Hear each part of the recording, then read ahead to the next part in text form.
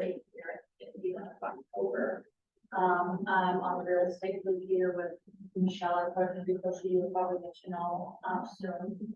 And I also do that work marketing work for our team. Prior to this, I was on fencing. How's it been? Eric Peterson spent 27 years in IT, and we packed up and moved to Florida. And beginning in 2021, I got my license. The first 60 days I was there, license in Florida. Grandkids called us back, so we went back here in December of 2022, and by the end of January, I had a license. So I'm here because I'm kind of lethargic. Consistent. I hear this message every day, and I just gotta figure out how to do this. So this will help get back on the train a little bit. Perfect. Distractions. Awesome. I was gonna say, why can you back and forth? Grandkids, 3 grandkids. After the third one came on, I was like, yeah, this is better. Yeah. Back here, So, sorry. 10 years, you can go back to Florida. Yeah. Once this business is successful, we'll be going back to Florida regularly. Yeah. It will be successful. Then you will go back. Once. Yeah. Awesome. Grayson, you with us? Yeah, are we just doing introductions?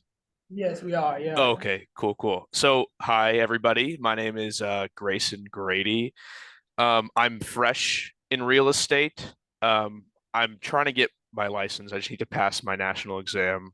I'm 19.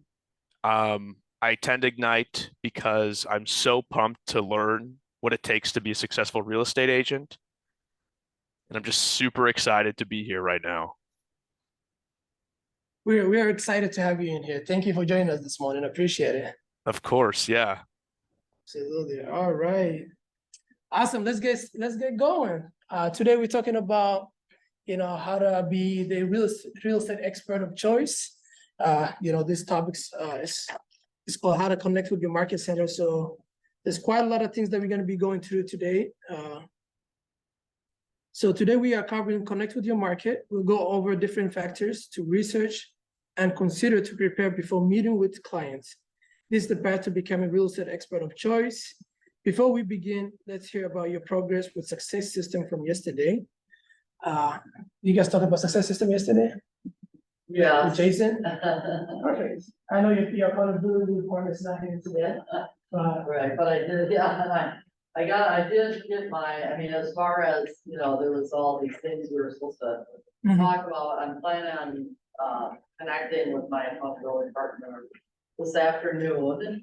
But I am, I guess one thing I did, get done was, I did reach out to 8 people. If we can. And I, kind of wrote notes down here and wanted to show my accountability partner this, and I actually did that, but I do still need to get them into my database. But it was like I was laying in bed this morning thinking, oh my gosh, that person I know, they're not in my database, they're not in my, and so I'm, it's kind of helping me to think outside the box and who else should be in my database that's not, and Jason was talking about that yesterday. So. Perfect. Anyone else?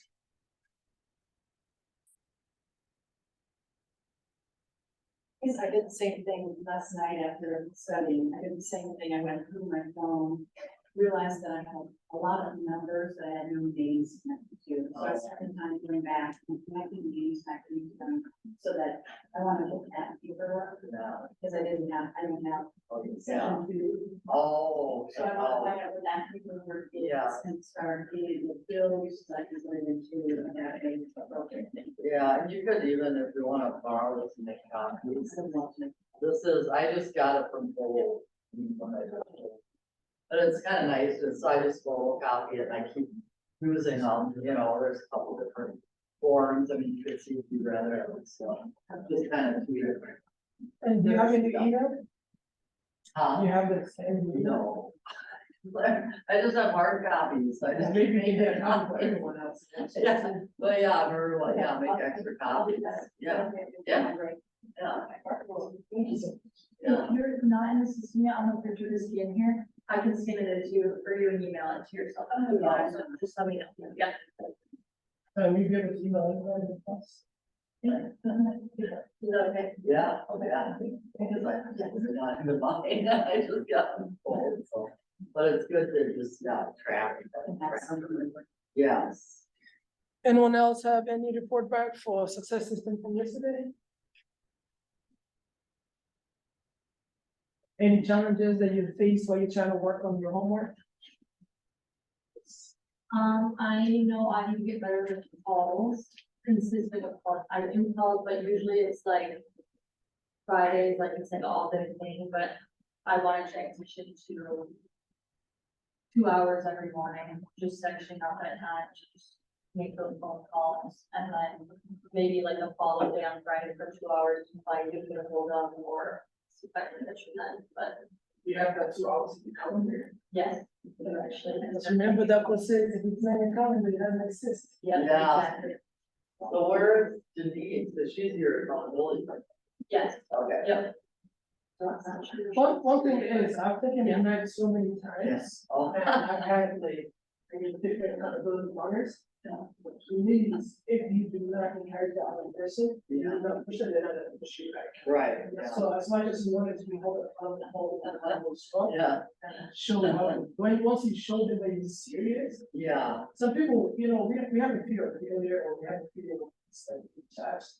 That, I mean, some of us, we have raised this, remind me of the name of Eric, yes, Eric, as well, he's not new, but new to the sort of like. So I mean, we always kind of have that fear of, we don't want to call people what we know, and tell them you're close to something, yeah, you change to that kind of get real estate, it's happening, So sometimes it's kind of like you pushing the other person to get you to push as well. So always set a schedule, be like 8 in the morning, I'll give you a call, and call them, even if they're not, and just talk like 2 minutes. What did you do? What happened? So if they don't have anything to do for time, tomorrow they're gonna call them. So like, oh, I better get going, there's something that's there, but I got those. yeah, So just like, as much as you wanted to be hold accountable, do for them as well, so that you won't kind of push each other and motivate each other. So that's one thing I kind of find interesting. The other day, another day in the office, and I was driving our lines, and we were just looking at each other, and we were like, man, what are you doing? We've been talking about this accountability, but like, we're not holding each other accountable. I mean, like, you know what? Let's take the real estate side of it out of the view. Let's hold accountable to personal lifestyle, what is really going to be life. Then it's gonna get us to getting used to like reporting back, so that when time comes, we can slowly but steadily get integrated to real estate instead of holding each other in real estate. So I mean, every day now what we do is we text each other, because what I did, every morning he would text me, he's like, this is not your order today. I'm texting like, this is not order today. Then at the end of the day, what did you accomplish? So we started doing it yesterday, we go well, texting this morning, this evening, waiting to kind of report back, so I'm like, I need to get my things done, because I have like things that I need to do that I haven't been just been doing it, and I told him I need to get this thing done today. So I know after the end of this class, I have to go to my house and work, so he goes, I gotta report back to me, because he did it for me yesterday, so I'm like, so that kind of gets you going once you know, and once you share with someone else what you want to accomplish, then that gets you like, oh shoot, I really need to get it done, Yeah. So if that helps, that would be really good. So I know you have an accountability partner who's not here. Yeah. Anyone else who has an accountability partner? She's not. She comes away, I know she's here. Oh, yes, oh, like, Will you guys be able to meet? Yes, yeah, okay, at least that's something. Perfect. yeah, Perfect. yeah, we set up a time, I mean, we decided to do is like, I thought it'd be easiest just for us to come a little early prior to class. And then, yeah, so hopefully tomorrow, that will really work, but yeah, it's good to have a set time, because when I took hold this last time, Yes. Denise was actually my accountability partner, and she was pretty good about it, you know, I mean, we were both like maybe 80%, you know, like, not 100%, but definitely, you know, she's really a go-getter as well. Absolutely. She is. Yeah. Eric, you have any accountability partner, right? Just you. I was gonna say, you kind of have a built-in, you know, with the team. I have a hard enough time. Yeah, that's a They're, yeah, I mean, it'd be nice to find somebody that they will govern the right? Yes, but maybe. oh, yeah, the program. So you're gonna went to Luetta and Case today? Yeah, Yeah. Okay. yeah. They have a huge team. Oh, okay. I know, it kind of fluctuates, I know, but it has, but I don't know how many people are in the team now, but it's do you know how many people are on the board team? I mean, I know at one point it was like 18. Yeah, it's more like that. I mean, it's a There's big like team. 8 of us that are.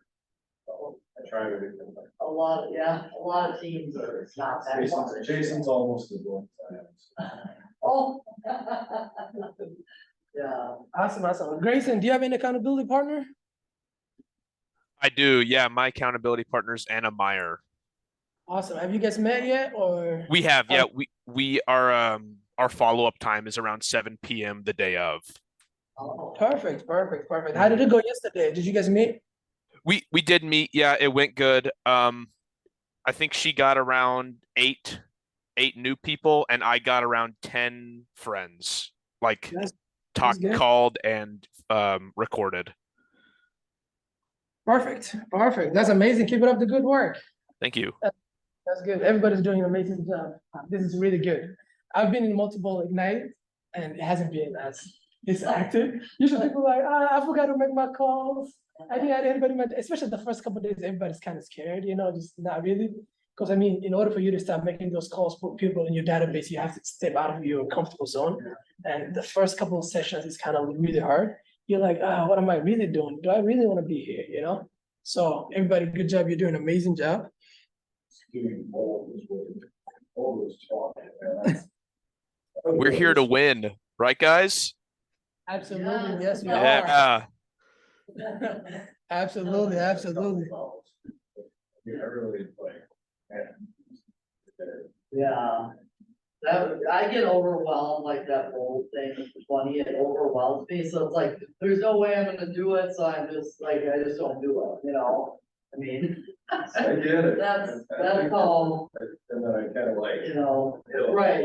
Hit a little afterwards. and People start are- back here. Yeah, That guy. No, absolutely. Ignite is always kind of good to kind of get you motivated again, you know? yeah, It teaches you the basics where, you know, once you start closing deals and get into real estate, yeah, you really start to forget the basics. And I tell you, the basics is really business. What brings business? right, You know, those open houses, you know, making those phone calls, you know? If you just wait people to call you, you'll keep waiting because there'll be no checks coming into you. So you have to go back to the basics, open houses, you know? And also the other thing is mentally, you have to be in the right mindset as well. And this is what Ignite helps you, you know, just kind of helps you motivate, kind of think about things that you're not thinking about. And it's kind of nice because you get to hear from your classmates' perspective, other instructor perspective. So it's kind of, you know, it kind of helps you as well. But to kind of go ahead with our agenda for the day, these are the things that we'll be covering today. One will be know your market. Second will be build your expertise. And also we'll go to utilize resources, and then we're gonna recap and go ahead and ahas. And then we'll go ahead and practice on our daily success habits. By the end of the day, you'll be equipped to explain how various factors of your current market inform your business factors and strategy, analyze current real estate market trends to build your expertise, and then will learn how to utilize KW technology and social media to connect with clients and grow your business. To start thinking about what you will learn today, let's consider what questions we might have and what we would like to learn more about today. All right, sounds like there's 4 of us in here. Grayson, you're probably gonna be by yourself. Let's go ahead and partner up with one other person for 2 minutes. And then let's talk about what kind of questions you might have today and what you would like to learn more about.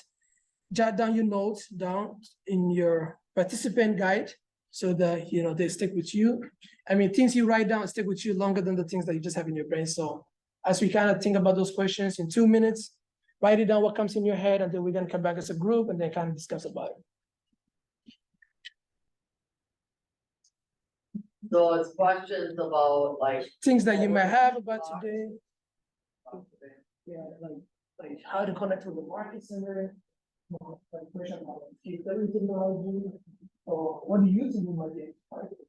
Topic is connect with the market. So what do you use in the market? Really? You got a team? No. No. Market. What do you? Oh, yes. I used to be. Yeah. It's like, we don't know the content. Well, it says know your market, but I assume they're kind of like know the, like if you're in a very area, you wanna study your market, study comps. But I know there's so much power.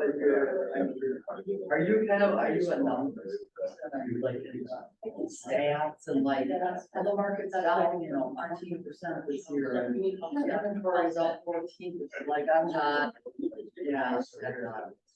Not a person, I'm like a person, and I'll like talk to people about general trends about the market, but I'm not good about knowing the numbers, you know, so that's kind of one of my, you know.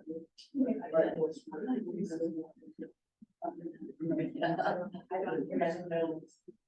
Yeah, I know the whole. Right.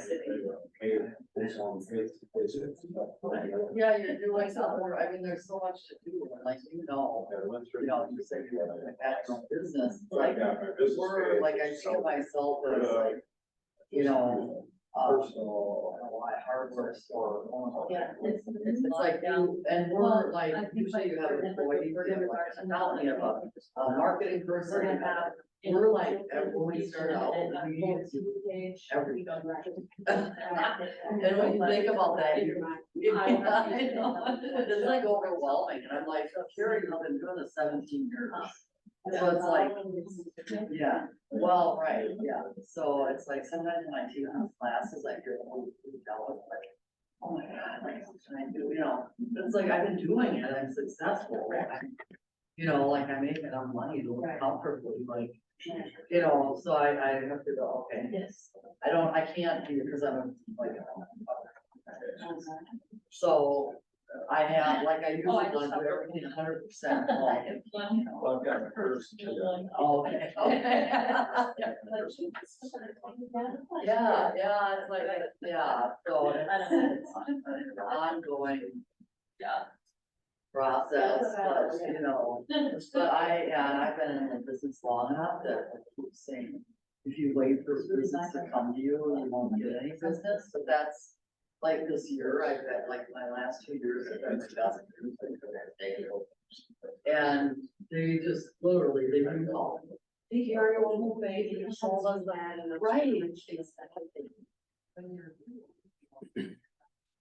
This is like where I've been wandering, you know, but yeah, I still have to go out, that's like 80% of my business. 1%, so I mean, I do open houses, I brought this along. Because I, you know. Oh, yeah, you need to help shadow agents, and I'm happy to help. But that's why I have this one client, which I did not email, and I'm like, oh my God, I gotta stop that. So I emailed them yesterday, a listing, so they weren't interested in mine, but I thought they wanted this $1 street king for them. I went from, I could barely read them. I found their property that they, now it's. All right, I'm sorry to cut you guys off. Let's come back together. All right. Anybody want to share 1 or 2 questions that you guys discussed about? Weird. Amazing conversations. I want to hear more. Talking about like, you know, knowing your market, but also I was just kind of talking about this open house I did at one of my listings. And one of the people that came through, they weren't, it wasn't the right fit for them, but they said, oh, I said, and I always encourage, you know, well, let me get your email and I'll email you when another one comes on the market. And so this lady gave me her email. So I sent, a new one came on the market, I sent it to her, and I looked up, I found them on, tax records, what they own. It's worth almost $1 million. And then the one they're gonna buy is like 600,000. So that's almost 2 million sales, just, So utilizing resources. yeah, and- yeah. I mean, just, right, keeping your eye on like new listings and, you know, it can just boom like that, it just flips, you know, crazy. How about you guys? We're talking about command and Mhm. business cards and. Nice. Anything. Never carry, never I carry get a lost. business card. I get lost in all this, like, too many minutes offer. Yeah. That's how it is at first. Reading through the resources that are available, figure out what we should, what system makes the most sense to use. You know, like, I don't know, I got another email from Ray about when I should start using that, like, you know, we'll check if we get it for free, right? Yeah. I don't subscribe to 5 minutes, it's like, my inbox is never. I hate them. It's always trying to sell you something. I'm like, where are you guys coming from? Everybody's partnered with Keller Williams. I'm like, who's not then? That's kind of funny. Grayson, anything in your mind that you're looking forward to learning today, a question you might have? Not really. Not at the moment, no. Perfect, perfect, perfect. All right, thank you. All right, guys. So as we go through today's content, listen to hear if your question is answered.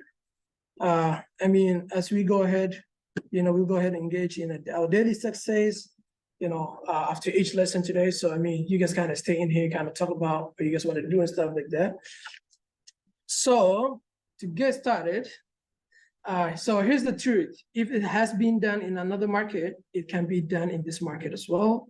Once it has been done, no matter where, it is just a matter of finding out how that can be possible in your world. So I mean, if anybody in California, maybe New York has done it, it can definitely be done here in Woodbury as well. I mean, prices might be different, but then same skill, same technique is gonna get you the sales that's getting those other agents. And this is a quote from Gary Keller, the Millionaire Real Estate Agent book.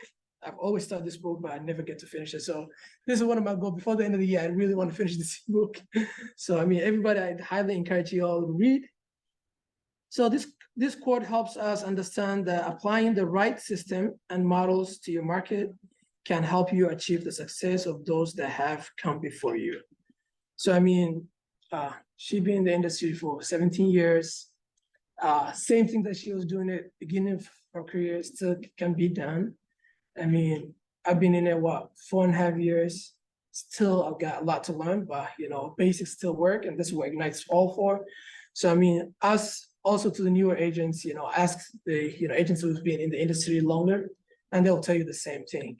Everybody has to do the same thing that's been done in everywhere else in order for you to get the success that every other agent is having. So today's agenda, know your market. So this is where we're gonna start. What does connecting with your market mean to you guys?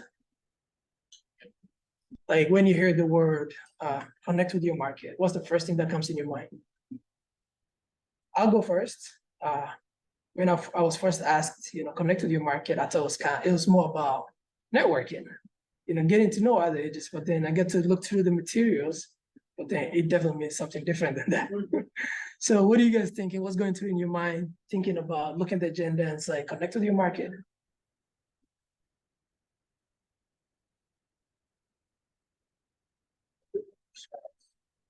What's that?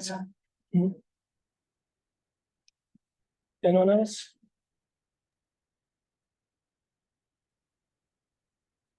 Grayson, anything going through your mind? Yeah, I'm thinking maybe like really getting in touch with like the community and kind of rooting down into your like local community, talking to people around that, stuff sort of like that. Perfect, thank you. All right, a well-connected, that is a well-informed agent. Agent knows everything they can possibly know about the real estate market, whether it is a neighborhood, small town, city, county, segment of a market, such as downtown condos. What do you choose to know well, it's up to you. I mean, you can be an expert or whatever you want to be. So let's begin to connect with your marketing center by knowing the market.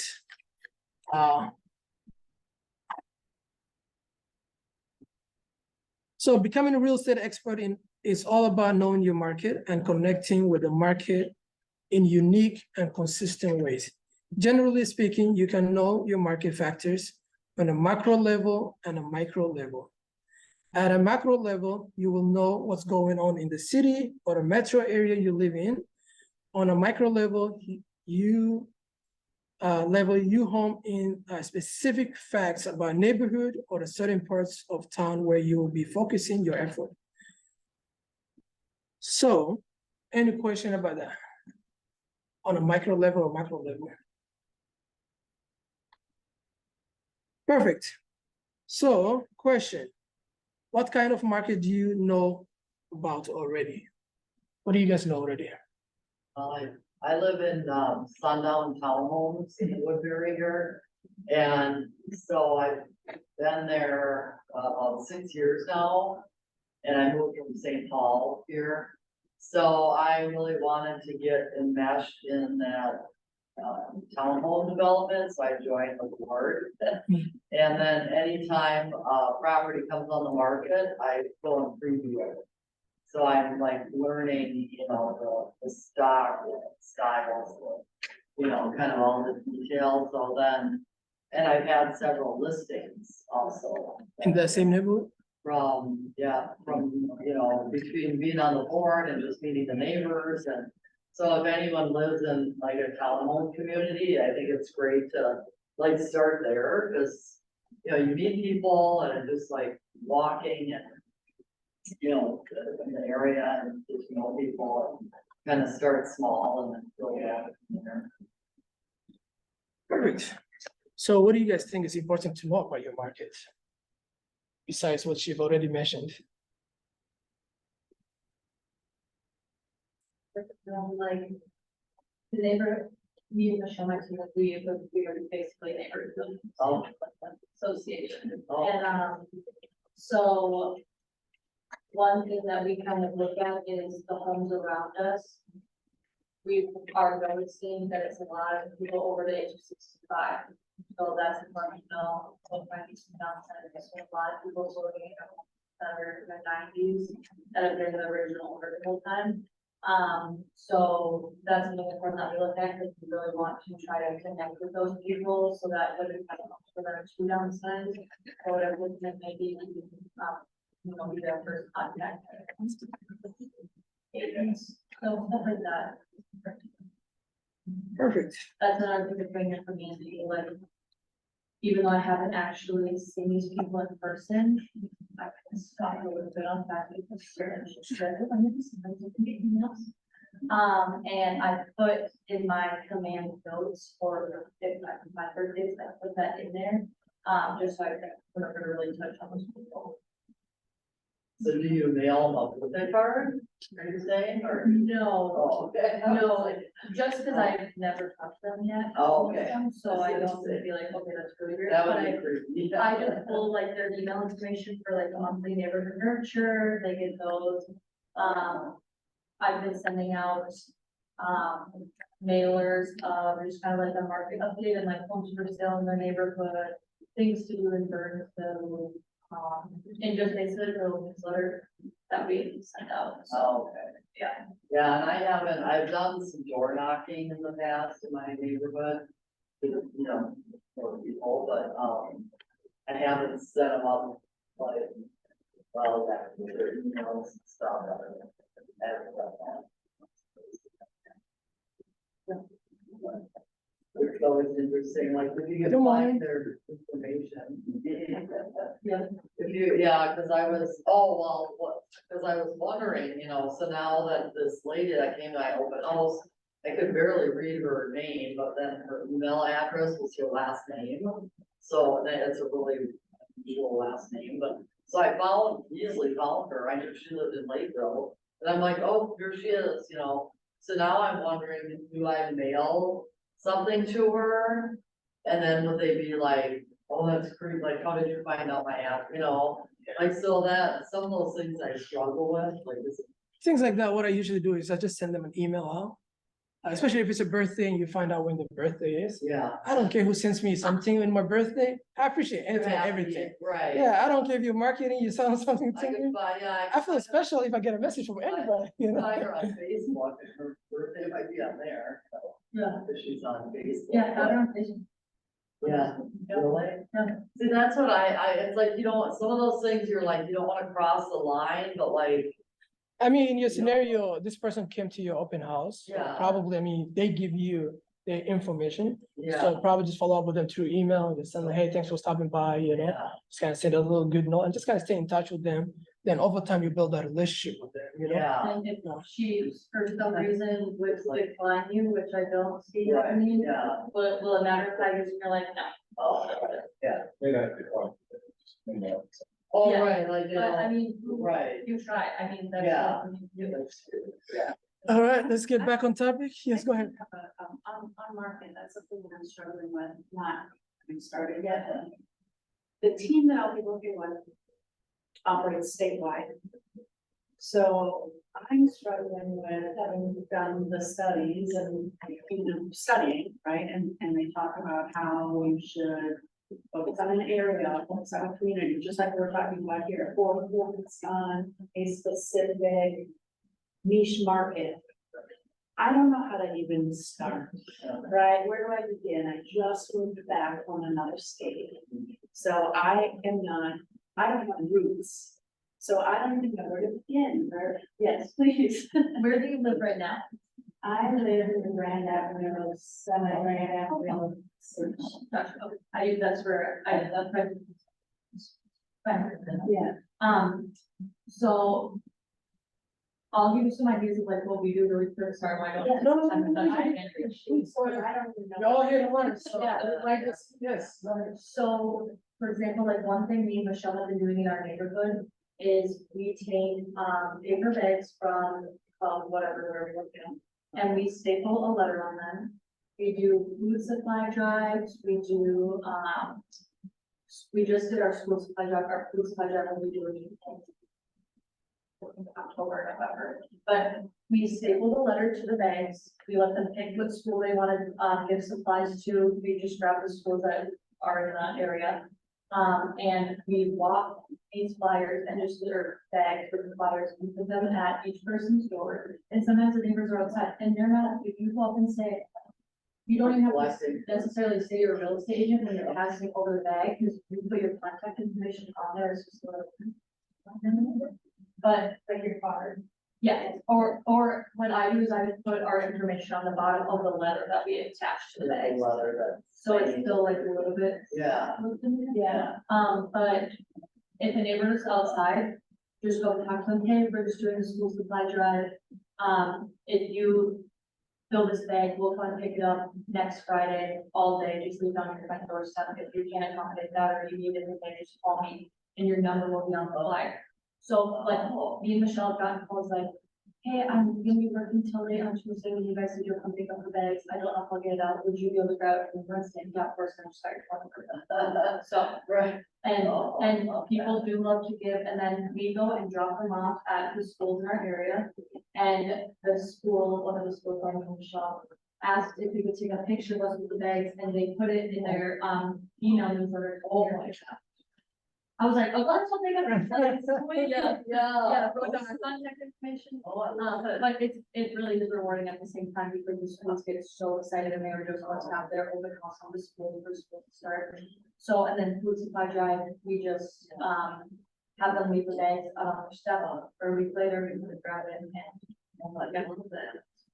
But we just, it takes literally, we do 2 hours and we walk like 200 miles. Yeah. Oh, that's perfect. Thank you for sharing that. Yeah. Awesome. Okay, back to the topic. To be a real estate expert, you must understand your market of the moment. You see markets change constantly and sometimes rapidly, and it requires you to pay attention. Read the signs, truly understand your market. This is the only way for you to be expert and be the fiduciary yes, fiduciary. This is the only way that you can deliver expertise and perspective on the market that you and your clients are in. Okay, so there are 3 types of real estate markets. These are based on the amount of inventory available. So in buyer's market, so these are the 3 markets. In buyer's market, that means there's a lot more inventory than there is buyers. And that means buyers, there's more than 7 months of inventory, which means buyers can able to negotiate for inspection, negotiate prices. There's a lot of things that they can do. Balanced market means there is about 5 to 7 months of inventory where there's enough buyers and sellers in the market at a given time. And then seller's market is what we have been in within the last couple of years since COVID came in, where there is just a low inventory, too many buyers on the market. We've seen a little bit slowdown with the rates kind of going up high within the last couple of months this year, but then still, I still seeing multiple offers. My buyers getting beat in houses, so there's still, I'll say we're still kind of in a seller's market, but a little bit slowing down with the rates. But we'll see how things. I think we're supposed to get the Feds sometime this week about rate changes. Yeah. So I don't know if they're gonna raise it up again or if they're gonna drop it. Hopefully they drop it so we get to see the market we want to see. But we'll see how it goes. So a shift occurs when the market moves from one market to another. So what do you guys think causes a shift in the market? Well, inflation, the economy going down and all. Grayson, whenever you want to jump in, please feel free to just unmute yourself and jump in the conversation. We might forget you once in a while, you're with us. So if you ever have anything to say, please unmute yourself and just go ahead. Yeah, anyone else? What do you guys think causes a shift in the market? Interest rates, yeah.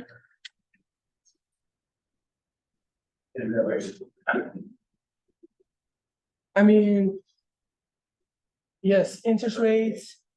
We say the economic going up and down, inflation. Also, if you get a big company coming into a neighborhood, like let's say Amazon is building a warehouse in Woodbury, that brings a lot of people moving to the neighborhood.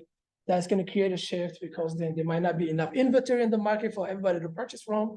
Or let's say 3M decides to fire people and move away from Minnesota. So one town I know is Rochester. Rochester only exists because of Mayo Clinic. So let's say Mayo Clinic decides to move out of Minnesota. Rochester's gonna be a ghost town. That's all I know. Because everybody I know in that city works for Mayo Clinic. Somehow, there's nothing else to do. Yeah, that's why I ran away from there because I'm like, I don't want to work for the clinic. And I'm like, I can't do nothing else here. So I'm gonna go to the cities. So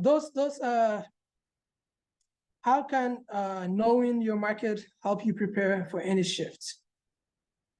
So just kind of question, what do you guys think, knowing your market shift will help you kind of prepare for yourself?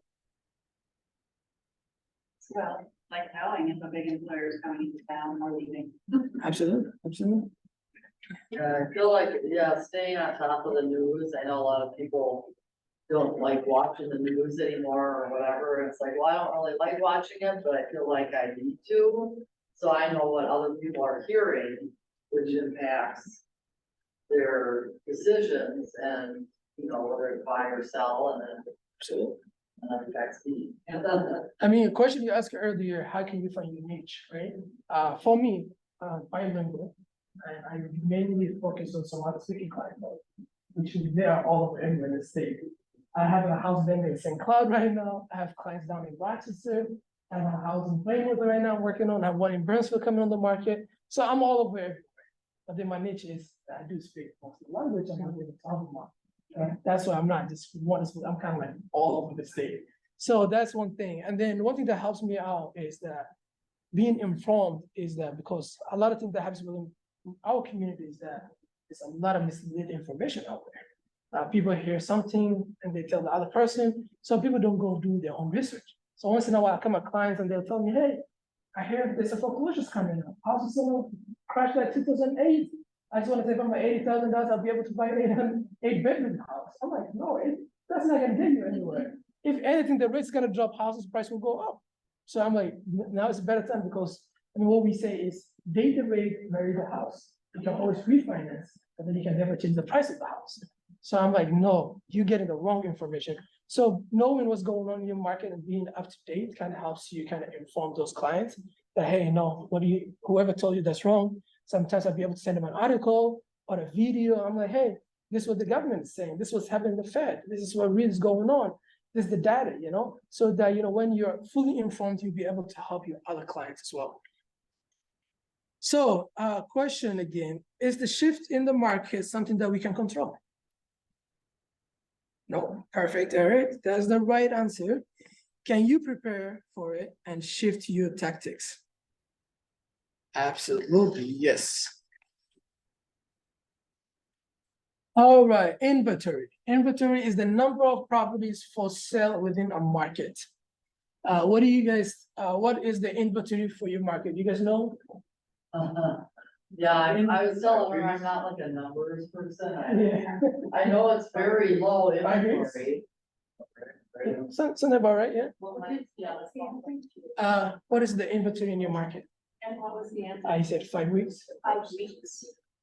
Oh, wow, that's, yeah, just over a month, just over a which month. is very much a seller's market. Yeah, absolutely. I mean, we had Zach a couple of weeks ago teach about a class about it. And he was Yeah, talking about oh, it, that so- was very helpful. Yeah, it's really good.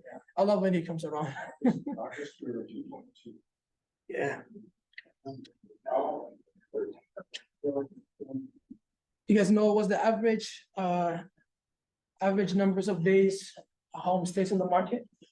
We talked about that yesterday. 19, in that. Yeah. Yeah, I think they- August was, I got the stats pulled up. It's 32 without it. Oh, yeah, so in July, it was probably less in July. Yeah. I mean, people are going back to school right now, so I mean, a little bit slowing down. If anybody wanted to buy a house, they're probably going to come in June, July, because August school starts. And, Yeah, like, unless people really need to buy, they should just kind of wait until the end of school year because they don't want to switch their kids around and stuff like that. So probably that's what houses stay on the market a little bit longer than July. So, and what's the average price of home in your market sells for?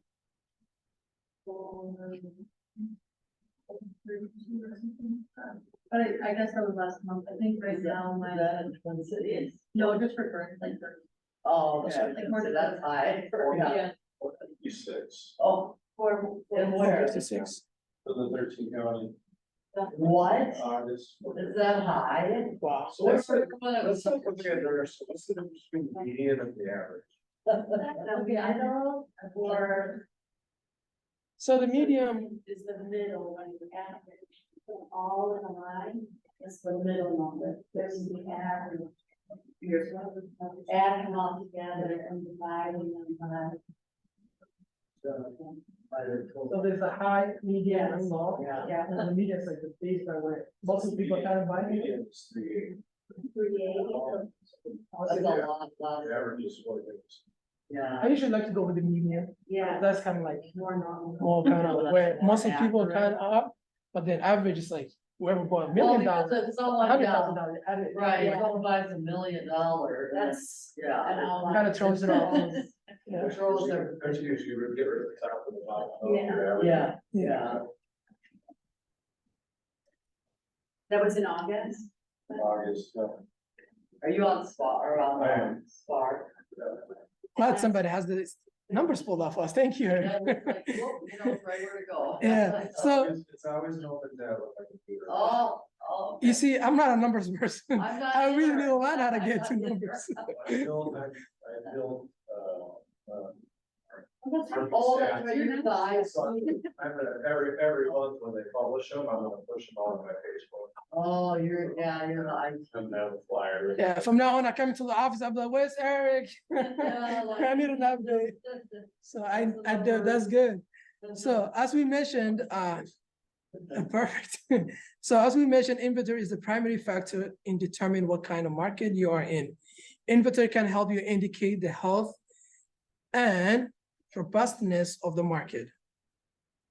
So, I mean, we have MLS, which is the multi-listing service that can help agents determine the current inventory for their market. For example, if inventory has started to decrease, it could be a sign of shift ahead. At the same time, it is true home starts to stay on the market a little bit longer or not selling. So, I mean, if you look at on the MLS, you see, I mean, the good thing about the MLS, once you log in, you have all the coming soons, active listings in your area that you choose to focus on. And then I always try to pay attention to it. I mean, for me, it's like everywhere because I have Rochester in there, I have Woodbury area. So there's like a couple thousand there. But then what I usually like to focus on is like, how's that coming back on the market? Those are like tells you, I'm like, you know, what's going on. And then right now we have an issue where appraisals are kind of coming short. Right? What? Appraisals are not appraising houses. Oh. So it's, that's kind of coming low. So then what I usually like to do is I like to call the leasing agent and I'm like, hey, I'm just curious. I have a client with this house. I see it back on the market. What happened? See, due to the financing policy, it's an appraisal issue. That's really happening. That kind of gives you what's really happening outside. Because I usually represent most of my clients are buyers, first of all, buyers. So then once I know what's really happening with why houses coming back to the market, I'll be able to prepare them like, hey, you need to go work the income. If it's a credit, you need to go work the credit. If it's an appraisal issue before we put on an offer for a house, I tell them, listen, this might not appraise based on the other house that I've seen it. So we might want to lowball, or we might just say it's contingent on financing. So if appraisal comes back short, sellers are first to kind of lower the price. If they don't, we walk away from it. So it kind of helps me kind of educate my clients and kind of set the expectation ahead of time. So that later on they're not kind of caught surprised and be like, oh, what's happening, you know? So kind of looking at the MLS, see what's really happening in the houses and stuff like that will really help you. So I highly encourage, it takes like 20 minutes in the morning. Once you log in, before you even start searching anything else, just go through those lists, see what's really happening, what's coming on the market. So that at least sometimes we miss all those emails, and some of us, we have our clients in auto email and we don't even know where we send it to them. So they just get those emails. So we just wait them to reach out to us and be like, hey, I like this house. Can we go see it? So sometimes it's good to go check it out, the MLS, and see what's really happening, what's coming on the market. That it keeps you kind of informed so that when you go talk to your client, they think you pay attention. You know, clients love to work with people that know what they're talking about. And that 20 minutes can be what decides if you're really an expert in your field, or if you're just another agent that just like doesn't know what he's doing and just in it for the money. So, yeah. But that's good.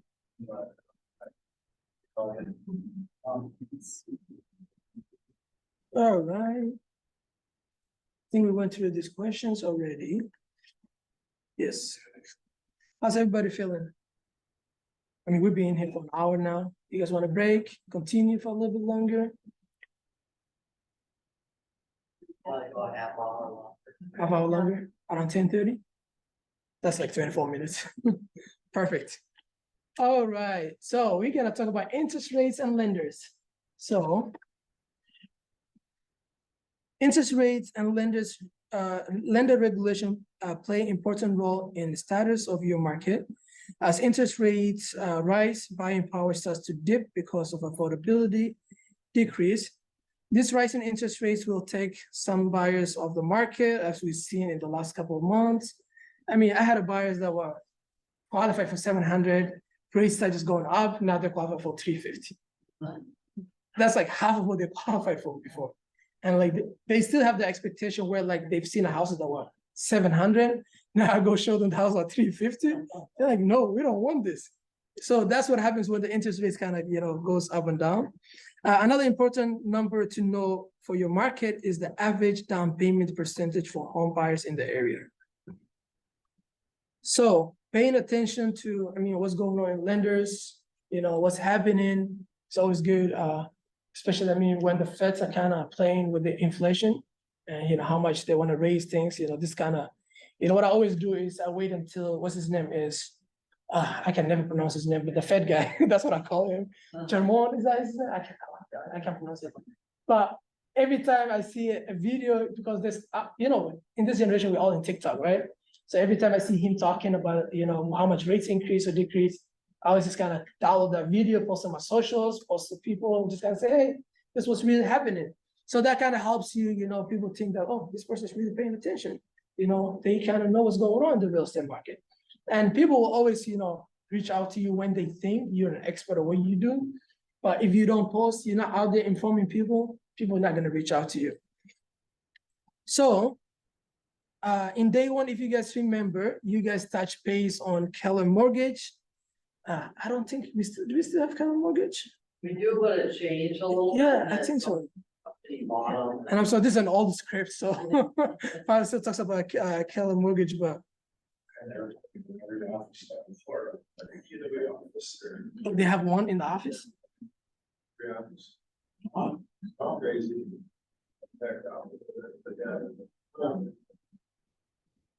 that's interesting. But yeah, we're not gonna spend much time in Keller Mortgage, but I mean, one thing I would recommend is always reach out to your lenders. It's good to have one good lender that you're really close with, that you connect with. I call my lenders once in a week, usually about Tuesday, Wednesday, midweek. Just kind of ask them, hey, what's going on in the market? What are you seeing? How much are you pre-approving people? What rates are you closing? So it's kind of, I don't want to go on Google and do my own research. It's easy for me to just pick up the phone and just kind of talk to the experts that are already doing it. And I just kind of be like, while I'm talking to them also, I'm still asking for business at the end of the conversation. I'm like, once I get all the information from them, I'm like, okay, do you have any clients that I can help? Is there anybody that's in your pipeline that maybe you think I might be useful for them, So always once in a week, I got good 2 lenders that I usually kind of connect. One that's Islamic lending, which is majority of the people that I work with, they want Islamic financing. And I have another good lender that just, normal lending. So I give them a call, ask them about FHA, what's happening, what's the rates are, how much they're closing for. Always ask them, how much does it take you to close a deal, in this market rate. So that kind of gives you how busy they are as well. And usually if they say, hey, you know what, this is not there, it's a good chance for me to ask them to kind of collaborate, put a class together so that we can educate people about first-time home buying and stuff like that. So that's kind of like how I do it, reach out to lenders, just kind of develop that good relationship. I'm not gonna lie to you, I have a deal that I'm working on right now that is a buy and sell. They're buying a new construction here in, this is not in the group, it was this, oh God, I'm really bad at cities here. Right behind the it. name of the builder, Yes, it's, what do you call it? Not Lenore. Oh, oh my God, I'm really bad. Bolte, yes. Bolte, yes, yeah. But I just called the lender one day. I'm like, hey, how's things going? What's the rate, stuff like that. And she goes, Mahmoud, good thing you called me. I have a client for you. She wants to buy and she wants to sell. I'm like, beautiful. When can I meet them? She's like, she's in my office right now. I'm like, 30 minutes away. I'm on my way. Went down there, sit down with them, got them sign the contract. We went to the builder. They already knew what they wanted. Just put them under contract. The house goes on the market next Friday. I'm like, just picking up the phone call. So it's good to build those relationships with the lenders and just kind of like, develop and kind of gets you educated about what the rates are, what's going on in the market and stuff like that as well. I usually love brokers because they can work with multiple clients. Yeah. If clients cannot get normal conventional, there's other conventions that they can do, either bank statements, because most of the people that I work with are self-employed people, either truck drivers or they own a local restaurant, or they cash flow, but then as business owners, we know that write-offs are there at the end of the year, they're gonna write it off. But then bank statement is the best option for them to be pre-approved, where normal lenders will not be able to qualify for them. But then mortgage brokers have those other options that if normal W-2 doesn't work, or whatever, Schedule 2, or whatever, self-employed stuff doesn't work, then they usually go to other routes. One of them is bank statement. I usually get a client that will say, hey, I need contract for deed. So it's kind of, those are things that these other lenders will be able to do it. So usually I kind of like to kind of be close to brokers than a lender, because lenders just have one specific product and that's it. They can do nothing else, where brokers can have a variety of other things that they can really offer to your clients. What was that? I got burned by a couple of them. Oh, yeah. yeah. I've never had a problem with tradition. Oh. Can you say what that means? What happened? Like, what happened? Well, one case, they decided that they needed to change investors at the last second, a change of credit or something like that. All of a sudden, closings jeopardy. Another one that, you know, told the client about certain programs and then figured out later that they didn't apply. It seemed like they were throwing so many solutions out, so many different options, instead of shoehorning them into the one that makes the most sense. So it seemed like it frustrated my clients, and I was like, versus. Now, you should tell them to kind of, if they're gonna offer anything to the client, to offer them right up front before we start the process. Because once, you should tell my lenders, I'm like, I give them a call before I put an offer. I ask them, how many days do you want to close this deal? I don't care if 60 days, 30 days, 20 days, whatever you want, I'll give it to you. And I tell them I expect you to close on time. Usually brokers kind of have more clientele than normal, and they usually they like to shop around, So I tell them, I want you to pick one product that you're gonna offer to my clients that we're gonna close with. Because I want closing. I'm like, where's the CD? Where's the CD? We got 72 hours. And they're like, well, we just switched investors, so they won't get closing. So why are you changing investors? Oh, I'll tell you, that happened to me once, and I do not work with that lender anymore. Yeah. She calls me every time. She asks me, hey, Mo, what's going on? Where's your clients?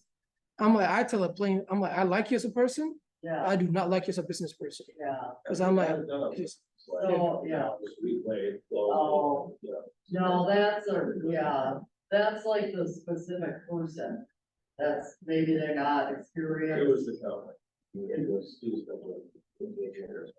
Oh, yeah, I'm a little gun shy. oh, yeah, no, I worked with, for 17 years, I almost exclusively worked with brokers.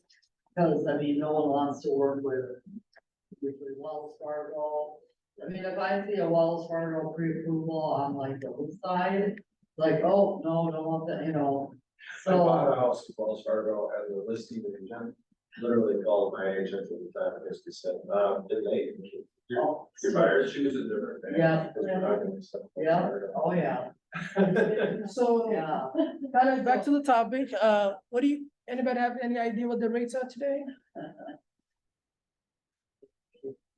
I just say around 7. 1.2 the other day. It changed a lot since the last time, two weeks ago, where it was like 8.2. I had a client that closed to 8.2. Oh, one up to 8? Yeah, What? one of my clients closed at 8.2. I was amazed. I'm like, Oh, my God. yeah, Yeah, that's mortgage in this deal, yeah. Oh, wow. 7.25 is the average right now. Yeah, well, and the thing is too with the rates, I don't quote rates because I'm not a lender and. If you have a bad credit score or you're your probably. rate's gonna be higher, so. I just say call your lender, like, but yeah, but I have a lot of good lenders. So to kind of touch down, interest rates and lender regulation, make contact with lenders in your area, as we talked about. So you can stay up to date on your market and answer any questions your clients might have about the process. I always say clients don't know the difference between lender and real estate agents. They think we know everything. So Yeah. it's good to know everything. Be prepared, because they'll come to you and ask you. Because we as agents are the ones that they interact the most compared to lenders. They give the lenders the paperwork, they get pre-approval. We're the ones that showing them the houses, working with them. And we really get to know them, and we kind of build that trust that they might not even trust the lender as much as they trust us. So it's good to be educated in both sides. And also, please make sure you disclose that you're not a lender. We cannot give them any financial advice, but at the same time, it's good to know your numbers and just kind of share with them and tell them this is solely based on my research, and I'm not giving you any advice, Right. to kind of cover yourself. Yeah, the basics. Absolutely, absolutely. So another thing that plays a big role in the market is, the economic factors and indicators are the best way to stay ahead of potential market shifts. So rising unemployment rates could mean the market is changing, but one factor alone does not indicate a radical change. Shifts can be good or bad, so always be on the lookout for how numbers in your market are changing and what these changes mean in micro or macro level. So, we've seen we have, slowdown economic, unemployment has been going down.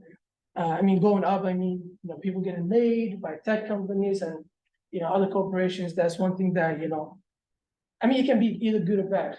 People being laid down maybe means they might want to downsize, that they cannot afford their mortgage, they might want to sell. Or that can be, it's bad, and now we're gonna have a lot of houses on the market. Then, that's where, inventory goes up high. Foreclosure can be another issue. So it's kind of really good to kind of make sure you know what's really going on. In this area right now, we have big companies like 3M, that's something to kind of keep an eye on, And Minnesota, we have a headquarters of like a couple big companies. We have Target, we have 3M, we have the Mayo Clinic, A lot of Best layoffs. Buy, yeah, A lot of layoffs here, United Health, a lot of the health.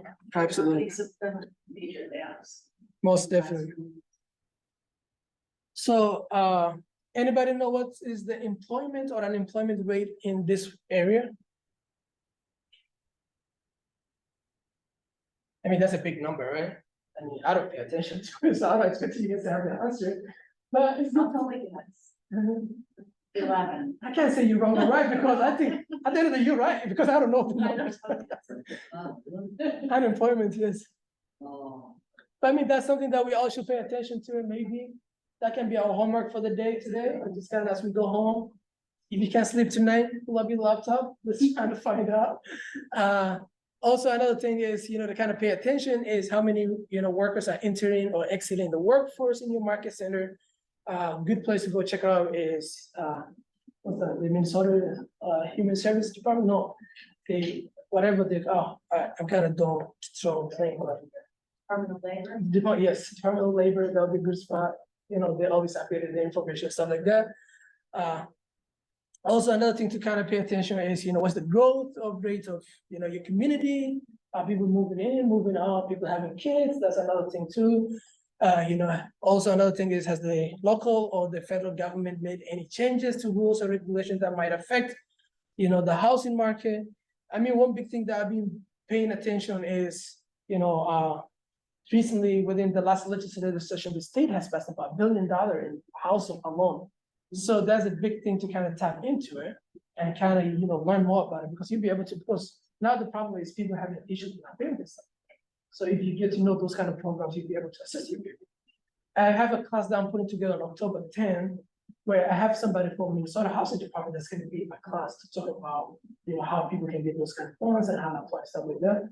So, it's kind of good to know what's really happening in the government, what kind of rules, what kind of funds are coming available, so that, you'll be able to assist your clients. So it's always kind of good to pay attention. Another thing I mentioned a couple of times is, one thing that's really stopping the market right now is the rates. Everybody's in the bottom line. It's like, well, the rates are too high, I can't afford to buy, or I'm waiting until the market crashes or the rates to come down. So it's kind of something to pay attention, kind of follow, kind of be educated how things are and stuff like that. So your job is not to become a research scientist. That's actually what I'm going to school for. My degree is political science, so they call it political research, stuff like that. But yes, it is. Your job is to understand how certain economic indicators could impact the housing market going forward. And remember, as long as you have a client to ask you a question about your market, the job is knowing the numbers and adjusting them to the market never ends. So, do you have any seasonal agents in here? he was? Seasonal agents? I don't think, we're all full-time, right? Oh. Seasonal, yeah. Yeah. All right. Our next. Where did we go? Yes. So another thing is, as you begin previewing homes in a certain neighborhoods and having open houses, it is good to participate to becoming familiar with certain statistics of the different neighborhood in your market. So, a couple of things is, we got a couple of new agents. It's good to know where you're showing houses. What I usually always do is before my showings, I kind of do my little research, but I kind of go in 0.5 per miles, while the house on the market fit in the same criteria of that same house. So that if they say, hey, I don't like this house, I'm like, oh, there's another one, a couple of blocks down here that I can go show it to you. I can just tell them, hey, listen, this is the only house within this criteria, within this neighborhood. There's nothing else. So that kind of helps you kind of, come prepared in your showings.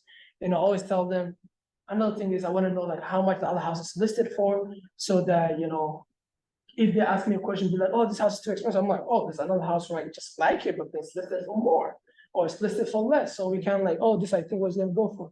So it's kind of always kind of good to know as you look for houses, get familiar with that same neighborhood that you're going to, see what's available, what is vending, what is really happening and stuff like that. I mean, our clients will not usually ask us, they will ask us about what the crime rate is. Oh, how's the school in this neighborhood? I always tell them, hey, do your own due diligence, do your own research, but I can't really kind of tell you what things are, but I mean, you can do for your own.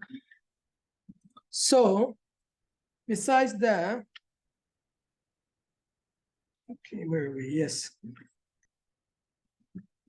I mean, a couple other things to kind of look out for is, to watch out for new development in the works, roads, housing development, office building, gas stations, shopping centers, and, tech companies moving in your area. I mean, I don't know if the Amazon warehouse still happening in Woodbury right now, that they will come in. That's one thing that will bring a lot of people to the neighborhood. It's good to know if, any big techs are coming in. It's kind of like, it's good to kind of pay attention to it. And also, I mean, it's good to know if there's any new construction. I heard yesterday that, what was it? Warren Buffett kind of he invested in Lennar, a lot of money. So, I mean, that means Lennar is going to start building soon. Now that they have a big investor, like, and I mean, whatever Warren invests in, something's coming out of it. That guy never loses money. He knows what he's doing. So that means Lennar is going to start building houses. I mean, within the last couple of weeks, we saw them kind of slowing down, their new development, stuff like that. So now it's kind of to pay attention what neighborhoods they're going to start purchasing, they want to start building, stuff like that. So, and that's not the only company he invested. I heard there's a couple of other companies that he kind of invested his money as well, that new builders. So that's something within the next couple of months we should pay attention, see what's really happening. And then, I mean, so also, is there any restaurants and shopping malls that are coming in, neighborhood, attractions? I mean, is there any theaters? Is there anything that's fun that's going to bring people to your neighborhood? It's kind of good to know what's really available. All right, before we break for break, a couple ahas so far. Anything that light up your brain, be like, boom, that was good. I might want to look into it. But we need an extra couple more coffees. What are we thinking? Did a lot of notes. I saw that. A lot of them.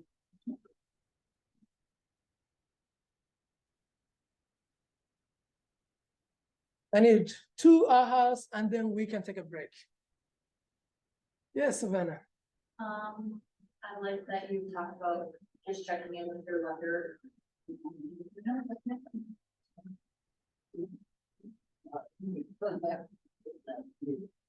Yeah, well, and I like your idea about the food shelf.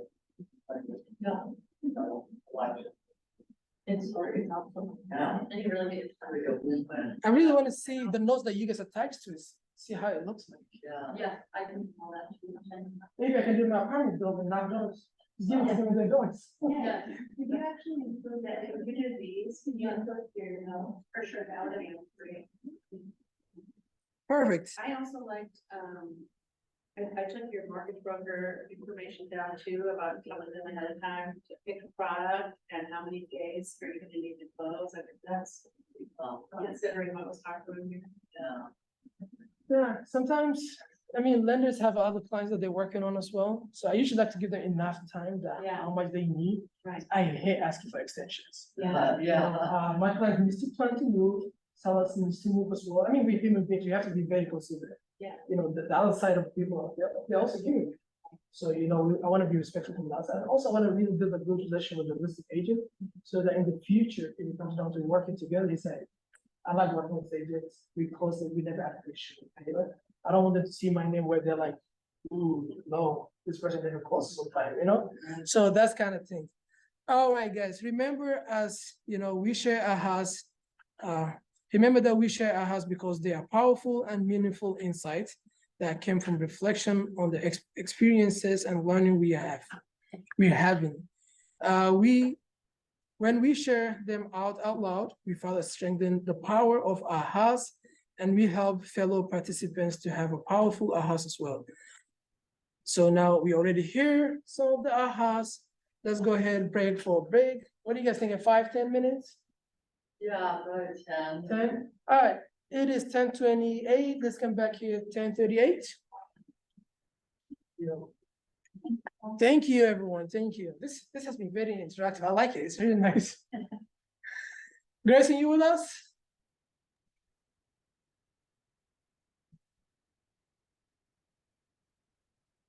I see you unmuted, but I can't hear you. Sorry, I am still here and I'm just absorbing all this wonderful information. Perfect. Please, if you have any question, don't hold back. Just unmute yourself and just kind of go ahead for it, please. Sure. Yeah, sounds good. All right. Thank you. Yeah. Well, I have to go, the team that I'm going to be with has an 11 o'clock training on business planning. So I just have to let you know that I have that one. So I think this would be recorded. Yes, I'll come back and watch it. Which thing are you doing? Is it business planning with, which team? It's with, yes. Yeah.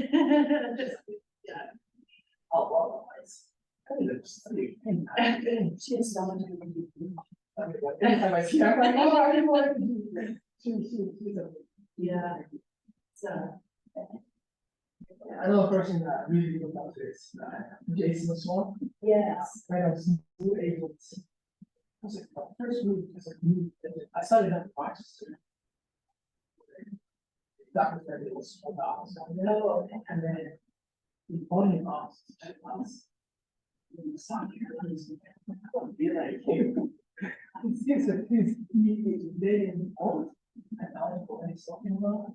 And I'm like, Jason, what do you all say? Yeah. It's great. It's great.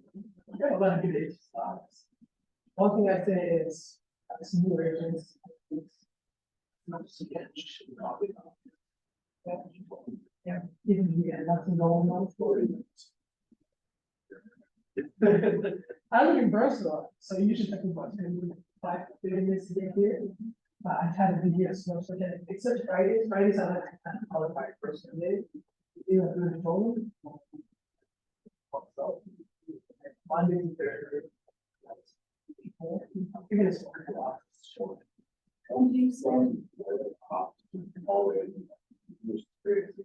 We got the 3 offices, we have over 500 patients in the 3 offices. But I mean, there's always more people. Maybe masterminds every month for hearing who all need, and there. You come in and do all the stats for us, give it back, everything was really. Florida, they're really on top of their game. All the agents. You know, the joke is, you should get your real estate license, not everybody has a driver's license in Florida, all right? I mean, basically, 230,000 licensed agents in Florida. Right. It's crazy. That's crazy. But yeah, we go down big night, every chair in the room is going like that. And a lot of them, 25 years in real estate, every night, every bowl, they sold stuff up. So in the office here, then I need to get on the calendar and figure out how that works. Exactly. Stuff goes on. I mean, a lot of trainings. Does that happen in the room or how does? A lot of them happen in school. That you should sort of maybe it's extreme. There's always something going on. One thing I'll definitely talk about is you kind of start everything to jump to. And Yeah. somebody, everybody's just sort of Yeah.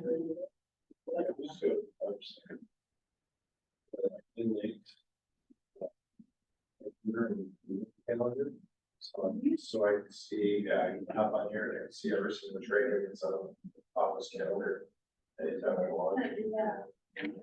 Oh, mean, I've got it, I've got, Do you want a couple here? I can show you the, like, I can see all the eight of the archery. so. you go-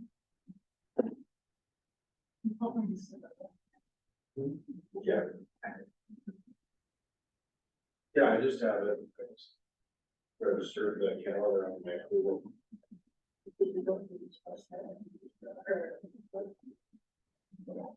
I use Outlook. So I just go in Outlook and I just call the calendar. I think, the calendar out there, we've got a QR code on it, that you can, it takes you there. Oh, okay, so if you do go to East Suburban, and eastsuburban.com, yeah. And if you go to agent launch.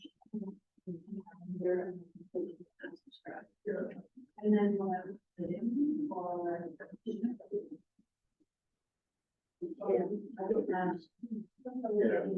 And it will take you to your Outlook. Yeah.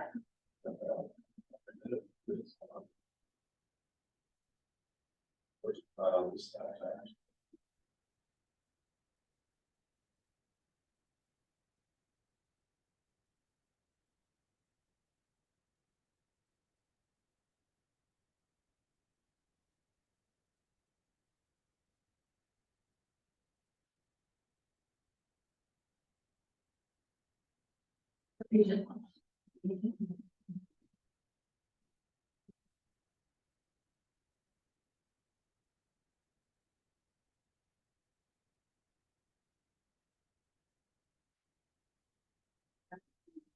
Yes, so now, oh wait.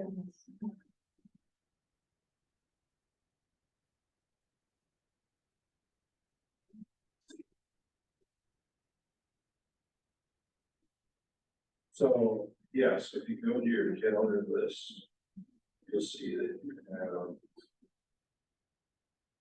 Your,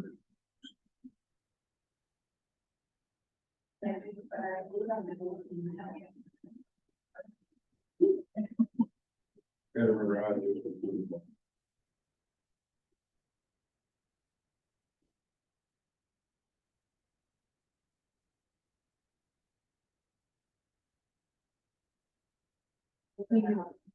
Yeah, try going into Outlook.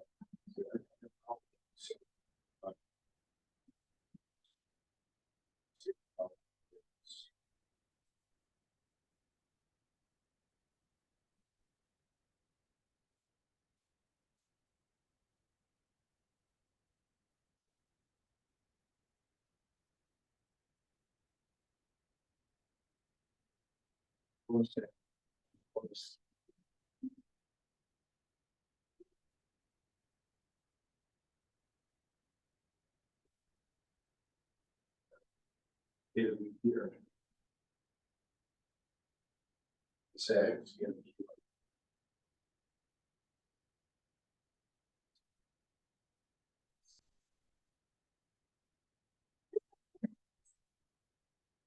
Great.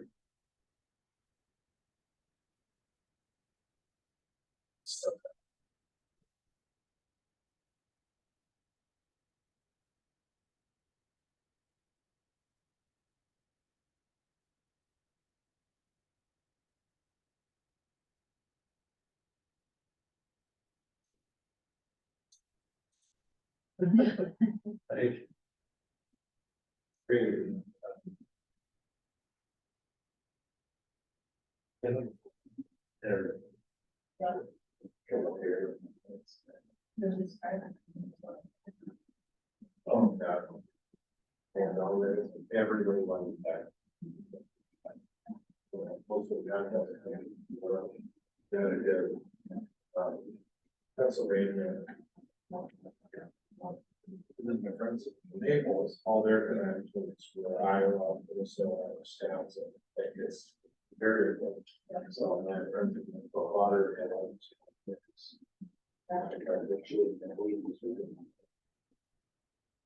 you grab for the water. Exactly. But everybody. I think I want to work on mine for like probably the next 2 years. Well, if you already have your national, you got your national, so basically applying to do your class. Like, you don't, I don't even think you have to take a test. You just have to do it. Florida, she's already got her national, so Florida, you only take a national, there's no state test. So it's 63 hours of classroom, and you do, like a pre-test, and then you do a proctor test after each one. And then you do the national, because you're already on the national, and you kind of like do Wisconsin, you just do a 13-hour class. And so, it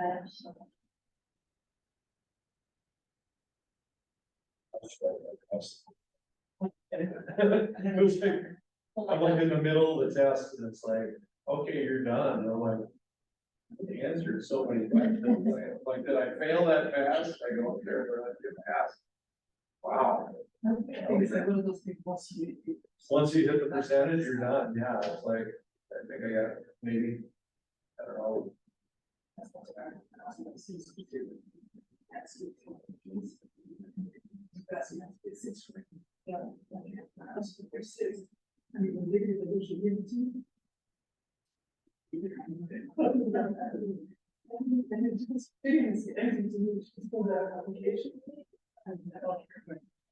They could have said it at the beginning. Oh, you haven't seen it for a couple of years, right? I would have said. Oh my gosh, that's funny. Yeah, I'm just moving down the floor right now. One of us, AI, And I want to jump there. I'm really. wasn't saying he. Oh, I love St. Pete, like South Pasadena area, Treasure Island. I'll call you guys when I wanna go down there, so you guys can tell me where to go.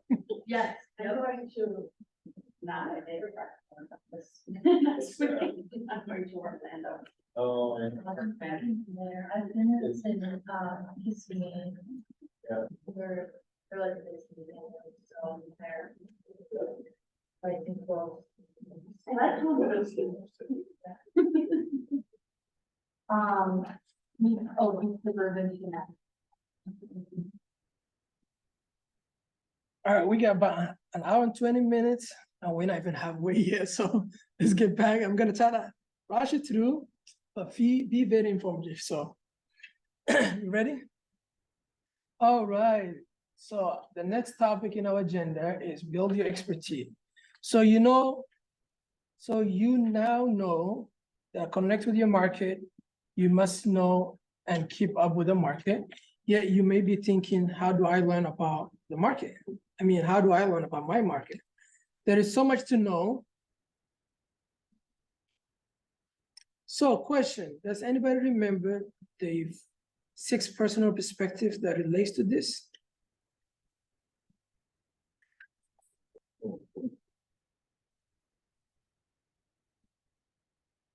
Number first time. I think so, yeah. I would be cheating, that's right here. No, you can pull your notes because I don't have it here, so I want to know what they were. Yes. Commit to self-mastery, Okay, to the 80-20 principle. If somebody else finds, I know. Oh, you can do everything. Move from E to P, to be, so that was, that was from executive or entrepreneurial to purposeful. Make being learning based the foundation of your action plan. Remove your limiting beliefs and be accountable. I've heard the other day, of clients going on. I can't put these few states anywhere. And I was kind of like, we all have that limit, right? She would say, every time I do that, won't get out of the bracket, that we must have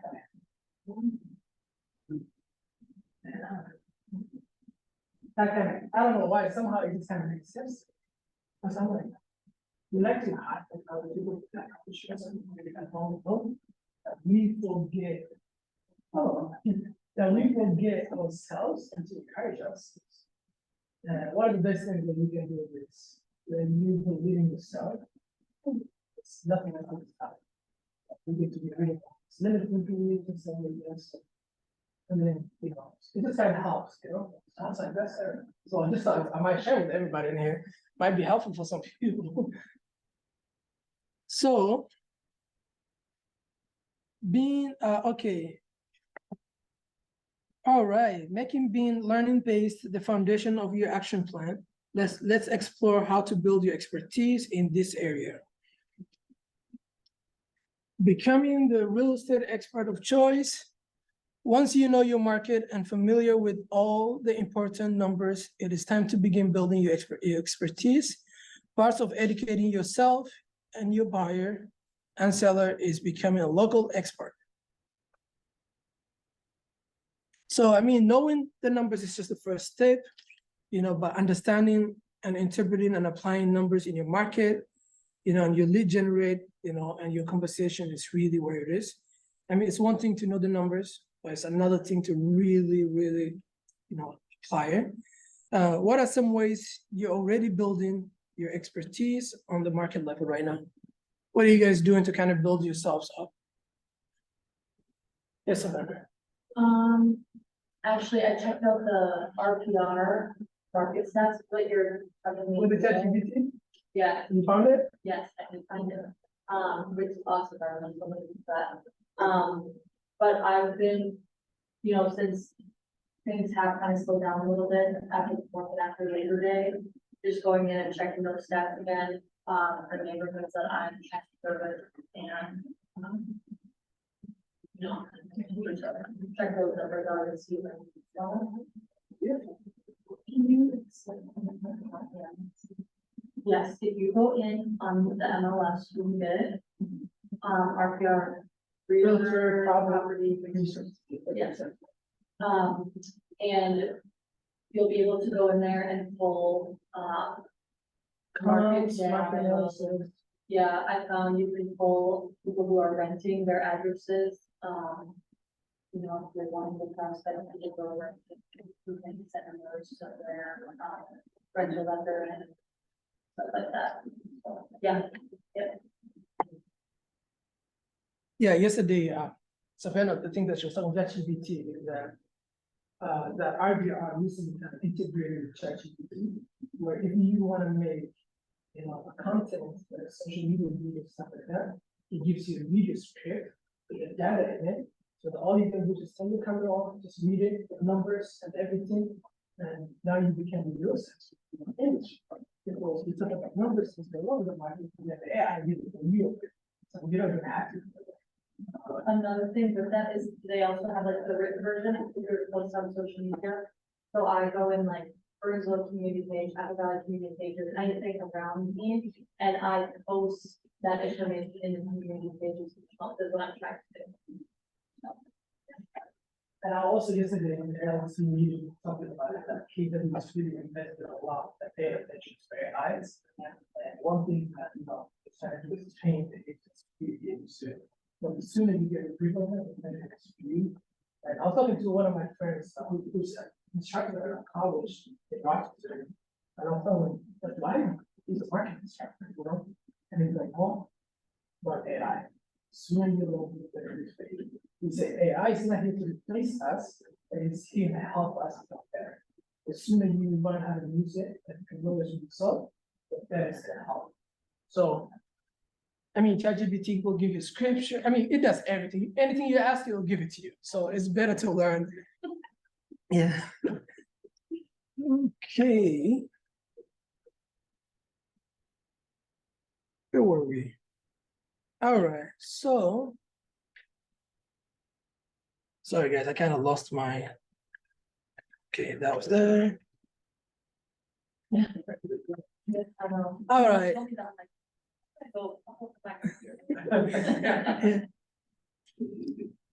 So let's look at the 4 steps you can take to start building your area. I mean, your expertise right now. Number 1 is learning the market. I mean, we've been talking about it all morning, learning the market. Who can tell me what learning the market means by now? what do you need to do to learn the market? Research. Use AI. So learning the market. Perfect, yes. I mean, what's happening economically in your neighborhood? Is there any, what the employment rates are? Inventory, that's also learning your market. There's a lot of things that goes with it, learning your market. And number 2 is learn your clientele. That's another thing. You need to know who you're working with. If you don't know your clients, you cannot serve them, you cannot help them out. It's good to know what their needs and wants are in order for you to better serve them. So, and then also is listen individuals, be able to really, we're in the industry. I tell people, and this is just how I kind of approach my clients. I tell them, listen, I am not a salesperson. I am not here to sell you anything. I'm here to do 2 things for you.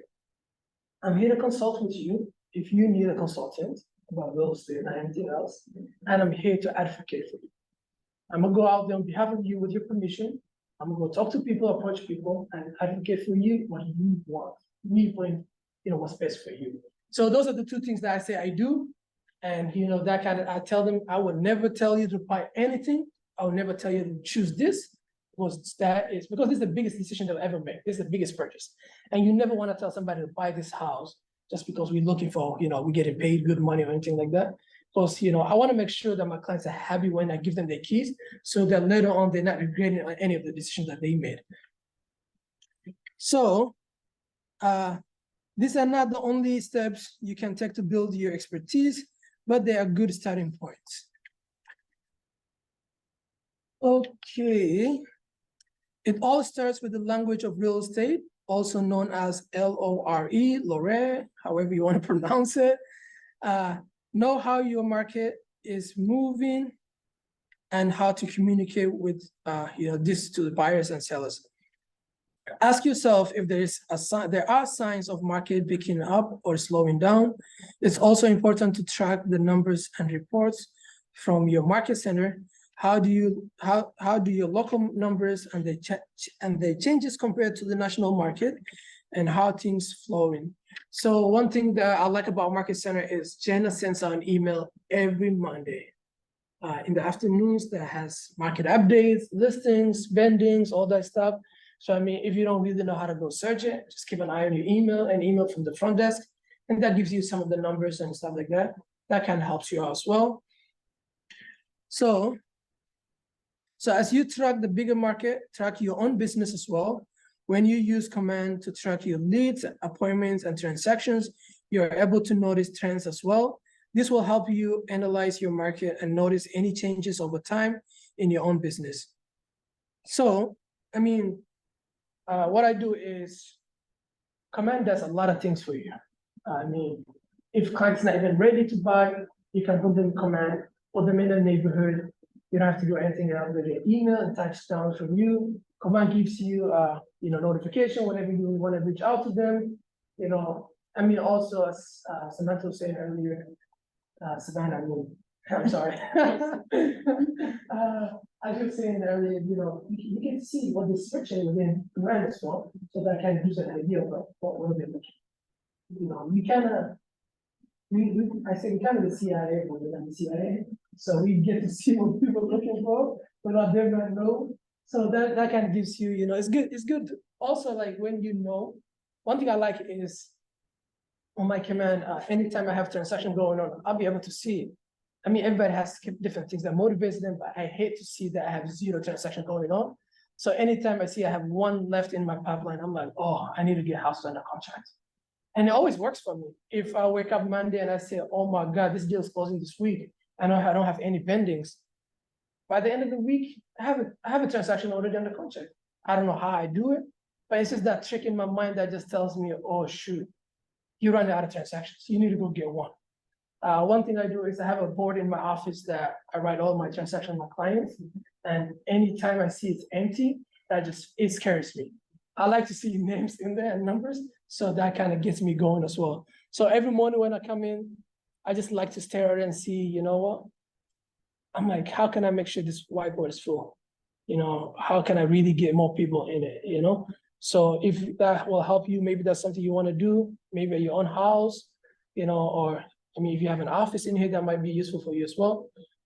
And once in a while, just kind of motivate me. I take a picture of it, save it on my screen. So anytime I look at my phone, I have everything there. I'm like, this is empty.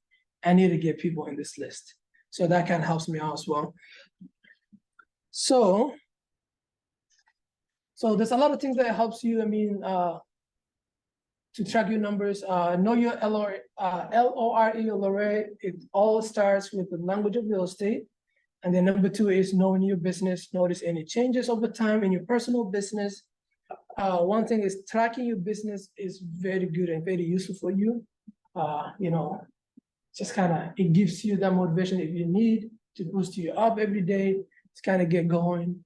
And one thing I say is, as a real estate agents, we tend to get so comfortable once we have one deal that we know, oh my God, I'm gonna make 20,000 this month. Then you know what? We kind of get a little bit, because one deal can make us a good money. We're like, oh, we're set for the month. And then we kind of tend to get lazy or just not be motivated. So what I always like to do is I like to set myself goals and things that I want to accomplish. And I'm working towards that goal. So that every deal that closes, I'm like, every time I know I'm almost hitting my goal, I'm like, no, I need something bigger than that. If it was a vacation, I'm like, no, I need to buy a car. Or if not, I need to send my mom to a vacation. I need to do this. So then my goal gets bigger, then it kind of gets me to keep going. But if you just say, it is what it is, it's just, one thing that I was taught was that show up like you're working for someone else. Because today, if we have a boss that's expecting us to show up, you're going to show up. Someone else is waiting for you. And another thing is, this is one thing that kind of got me going was that I'm a person that believes in his word. If I promise you something, I'm going to make sure I do it. And then one day I just had to sit down myself and I'm like, when I promise people I'm going to do something, I do follow up and I get it done for them. Why am I not doing it for myself? Are they more important than myself? So I'm like, I need to show up for myself. If I promise myself I'm going to do something, I'm going to do it. So make sure that you treat this one as like a business. Don't treat it like a personal hobby. Because if you treat it like a hobby, it's going to be a hobby. Make sure this is a business, this is your future and your kids' future. So you want to show up every day and give you 101%. So that at the end of the day, you went all out and you did everything in your power that you could do it.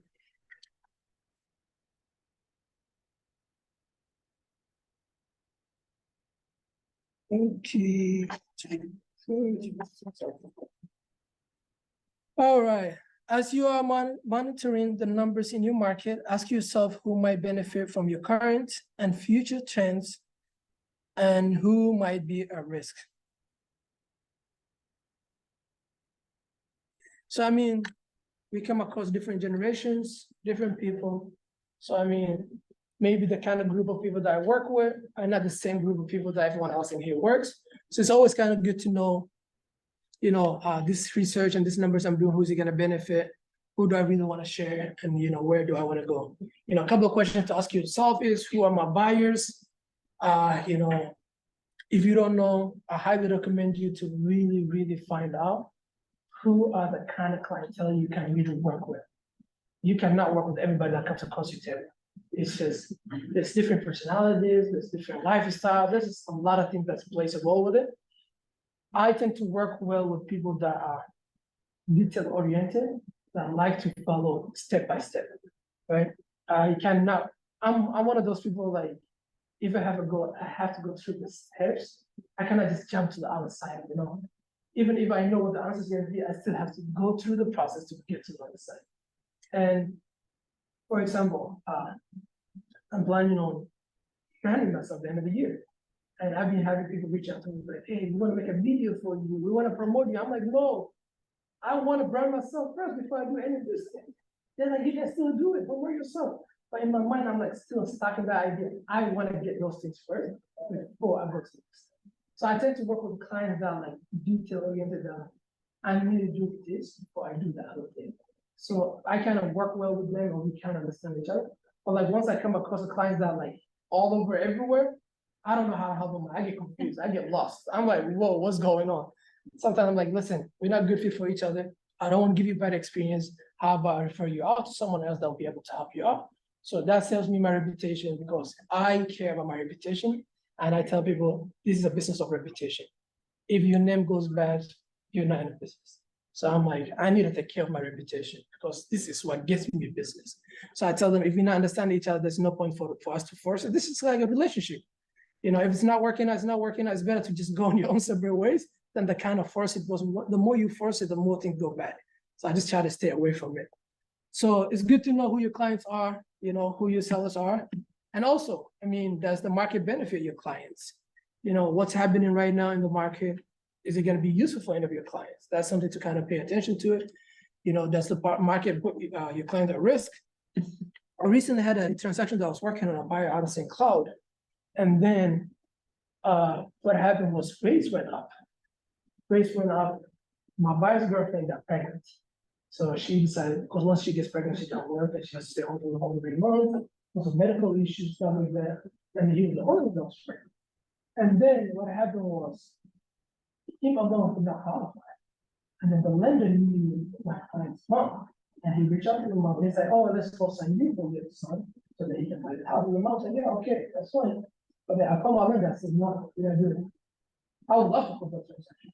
But then that's going to put my friend at risk because I know he cannot afford it. And his mom will not be able to help. I called the lender, I said, listen, you're not doing it. I'm going to go drop the consideration because the other side knows that I cannot qualify. So I'm going to go get his first card. And that's what we did when we walked away from it. And the client after that is like, thank you for doing it because he knew he could not afford it. So sometimes you just gotta have to speak for your clients and tell them, hey, this is gonna put you at risk. Because if he would have closed, he's gonna end up in foreclosure or something horrible is gonna happen to him. I don't want that. I would rather let that transaction fail right now because I know in a year or so he's gonna come back to me and he's ready to buy in a comfortable position. So always make sure that you know what's gonna put your clients at risk. Always look out for them. So notice any trends in what people are saying to you. New objections might come into the picture, while others are yes, okay. While others are not as important, suddenly recognize patterns recognizing patterns is a key to building expertise. Know who could benefit from changes in you're noticing in your market numbers. Keep this in mind when it comes to lead generation and lead follow-up that we'll cover in the next section of this course. All right. So go to where your people are, talk with the people who are learning about the market, your clients and potential clients, and chat with them. And more importantly, listen to them. The knowledge they provide could be very helpful for you as you make sense of the market, and as importantly, what your clients think of the market. As you make sense of the market, it is just as important that you listen and understand what your clients think of the market. For example, people may say interest rates keep going up, so I better buy now. Or they might say, my neighbor's house hasn't sold, so I'm going to hold off selling mine because the market must not be doing good now. So, I mean, it's really important to kind of listen to people, what their concerns are. Because I mean, if we don't know what their concerns are, we cannot really help them out. You know, it's really important to know, things that they're bringing up and, what kind of concerns they have. This all underlines a key point. A key point, be there, be present when your people, where your people are. You're guiding your clients in the journey. That means you need to know where they are and how to best help them out. So people would like, people will see,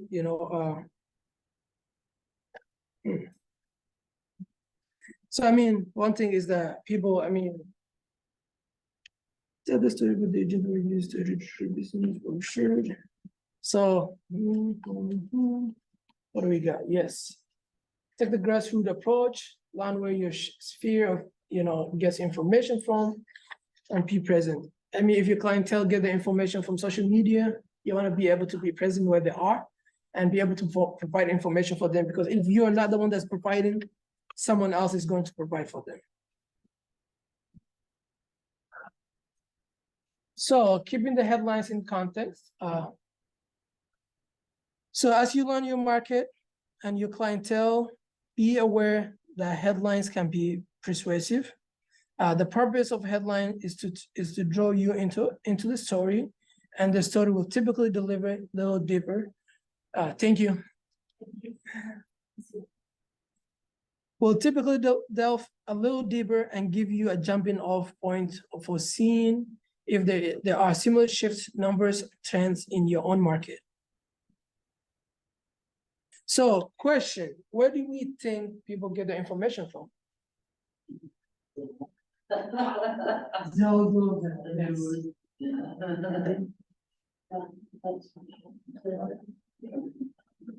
Social media? Yeah, The dad's uncle who bought a house in 1990. yeah. I had a listener appointment the other day where the client was like, oh, I'm like, I did my CMA, you know, there's a house just right across the street, the only market that's closing tomorrow. I actually want to see how much it closes for. And literally it's the same movement as their house. And I'm like, this is how much the house is. This house is this one. It's stayed on the market for 7 days, they get an offer. We don't know how much it close for, but then I thought they only have one offer. So I'm like, I'm telling you, if you don't list for this number, you probably understand what happened for one. But there's another house right behind that house that's in the market for like 60 days now. And it's listed at 20,000 more than the other one. So I'm like, what do you do? But still, she's like, I went to Zillow, told me my house was much. And I'm like, no, that's Zillow with Zillow stuff. That's not the market, this is. And still, I'm like, listen, I'll listen to you, I'll do what you want to do, but I'll give you a week. I don't get any offers, I'm dropping by the 20,000. And she's like, okay, I'm like, I want it in writing. I want you to, because I know she's gonna change her mind. So I'm like, I want it in writing, I want you, both you and your husband to initial it, so that I know we agreed to it. Because I'm like, we're not gonna stay in the market that long if you wanna sell.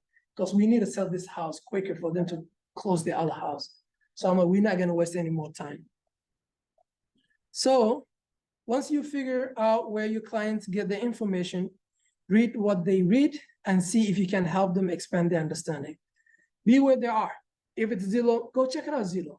See how much it's estimated for. You know, then you can walk them out. You know, if it is they get into social, you know, to Facebook groups, ask them where they get the information from.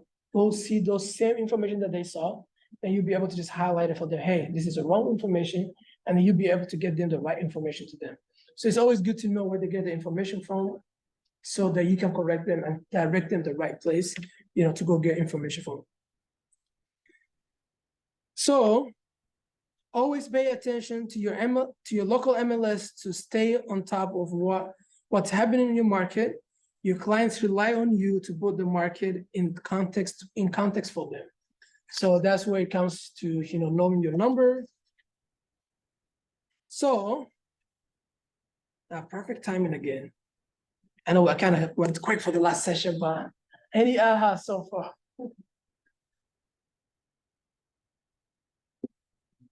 I'll probably say, go where they find the information from. You know, read what they read, so that, you know, you can better inform them. All right. Perfect. Okay. You know, you know how to build your expertise and your knowledge of your market. Now let's explore some tools to help you build. Anybody want to take a guess what the tools would be? Yeah, so it says, now you know how to build your expertise and your knowledge of your market. Now let's explore some tools to help you build.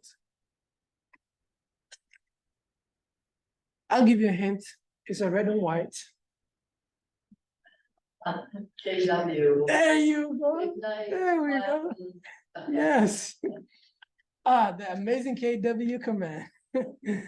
If you haven't already, take your smartphones and download the KW app, please. Does everybody have the KW command? Yeah, and I just well, I had the command app, but yesterday I just downloaded the KW, Mhm. like, an app for other people. Yeah, so, but I didn't find it user friendly. I was trying to look something up and So what are some examples that how you guys use or utilize the KW command? Oh.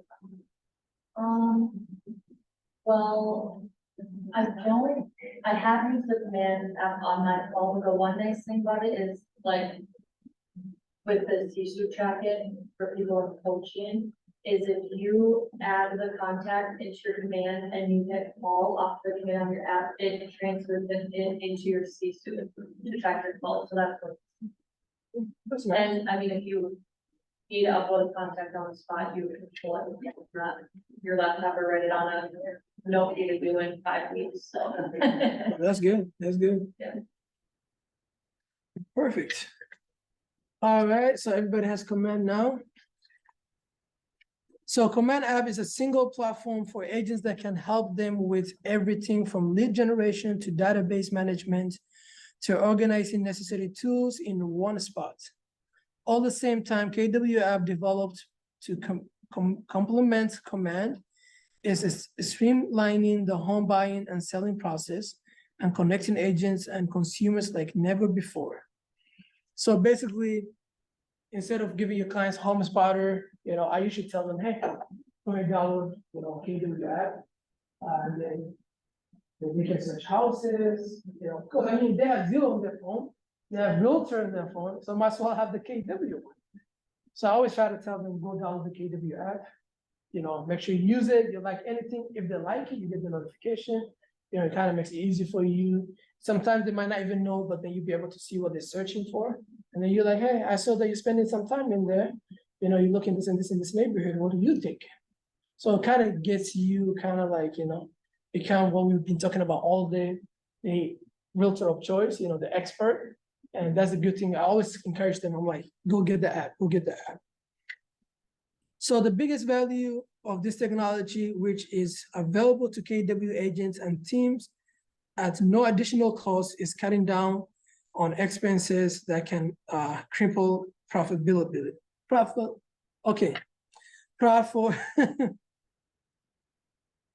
Oh God, yes, there we go. I'm just joking my words.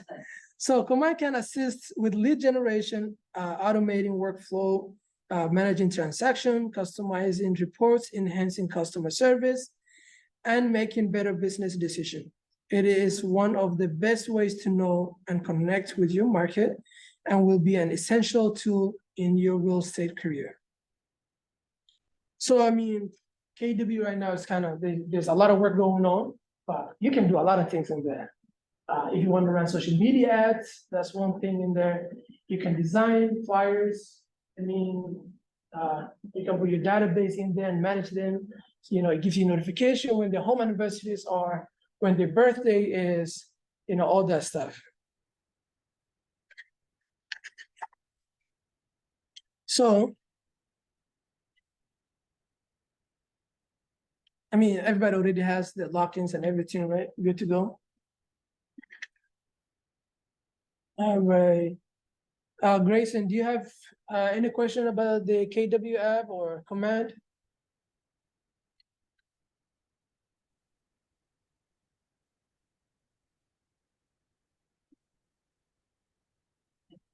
You're muted, but I can't hear you. I'm sorry. Oh my goodness. Sorry. Oh, you're good. No, yeah, I'm good with those. I am all signed up for both. Perfect. All right, so everybody looks like it's familiar with it. We're just gonna go ahead. All right, your daily success system includes an activity to complete a 10-5-1 social media engagement plan. So the 10-5-1 system involves the participant you guys liking 10 posts a day, writing 5 comments, and sending 1 direct message. So what I always say is, if you really want to build a social media presence, always like what people post in social media within the first hour if you can, right? And also make sure you comment, especially those who are within the real estate industry.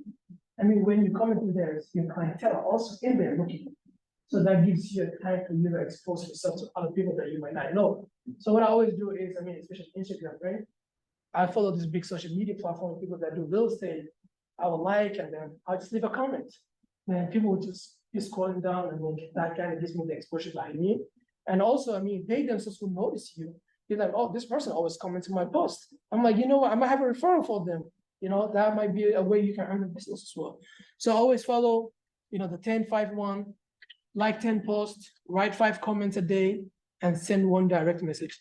And I know writing people's comments is just sometimes can be like, awkward. Be like, this person always comments on my stuff, but I never talk to them. So what I always do is if I comment somebody's posting a couple of times, then once in a while I would just kind of slide into the DM and be like, hey, how are you, man? I noticed that you do this and this, just kind of give them a compliment. I'm like, I like what you do, keep going, so that they know you pay attention to them and that you kind of follow them around. So say when you post on a social media, you should follow an 80-20 posting plan. 80% of your posts should be about real estate. There should be about more, so it should be about real estate. There should be about other interests you have. So only 1 of every 5 original posts you create should be about real estate. So people get tired of you posting social media every day. So try to mix it.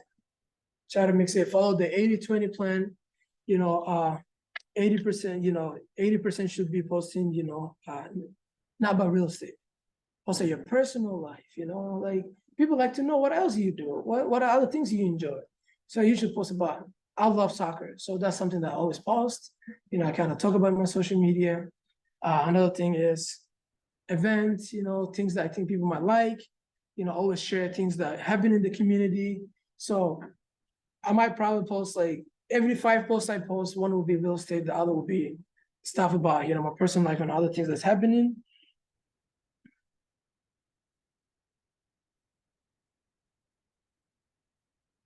So if you open in your participant guide and look for the activity labeled as brainstorming, your social media personality, and I want you guys to open your social media and look some of your recent posts and liked posts, and make a list of your interests that do not include this real estate. So go to your social media.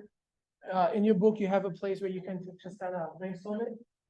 Write down, go through the last of the recent things that you post on social media. And brainstorming what they been all about, how many people were real estate related, and what are the other ones that real estate related. We'll give you guys a couple minutes.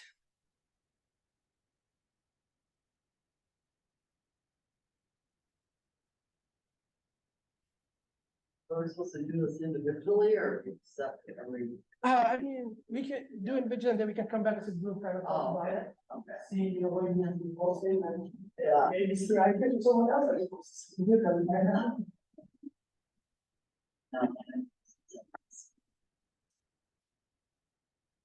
I mean, if anybody goes to some social media, I don't know why. Hey, I'm sorry. The audio was a bit cloudy on what we were supposed to do. So if you don't mind, go open your socials and just kind of go through, the last couple of posts that you posted, and then make a list of what do you call it?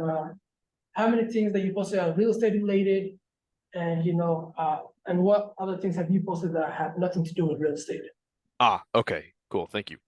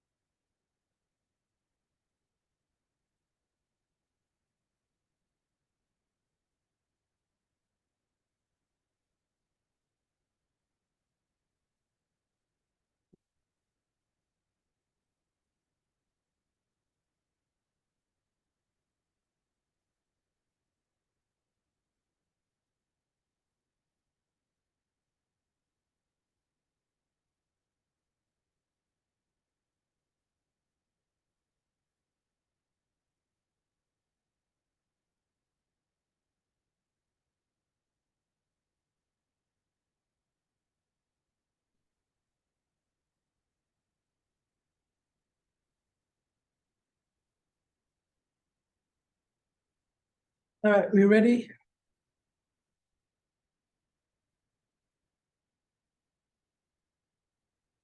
All right, we're short in time, so let's kind of get back. Anybody has any posts that they posted that had any good engagements? Any posts? Yeah, I do, this, I call it week in real estate.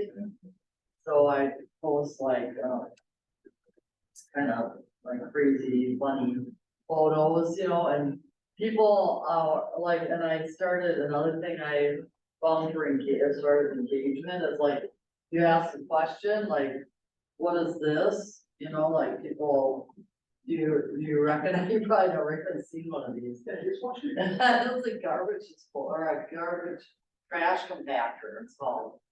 Well, have you ever heard of that? Oh, A yeah, lot of when you younger pull it out. people, yeah, a lot of younger people Yeah. don't even know what they are. I know. So I was like, what is this? You know, so and then of course, the person that was founded is another agent, you know?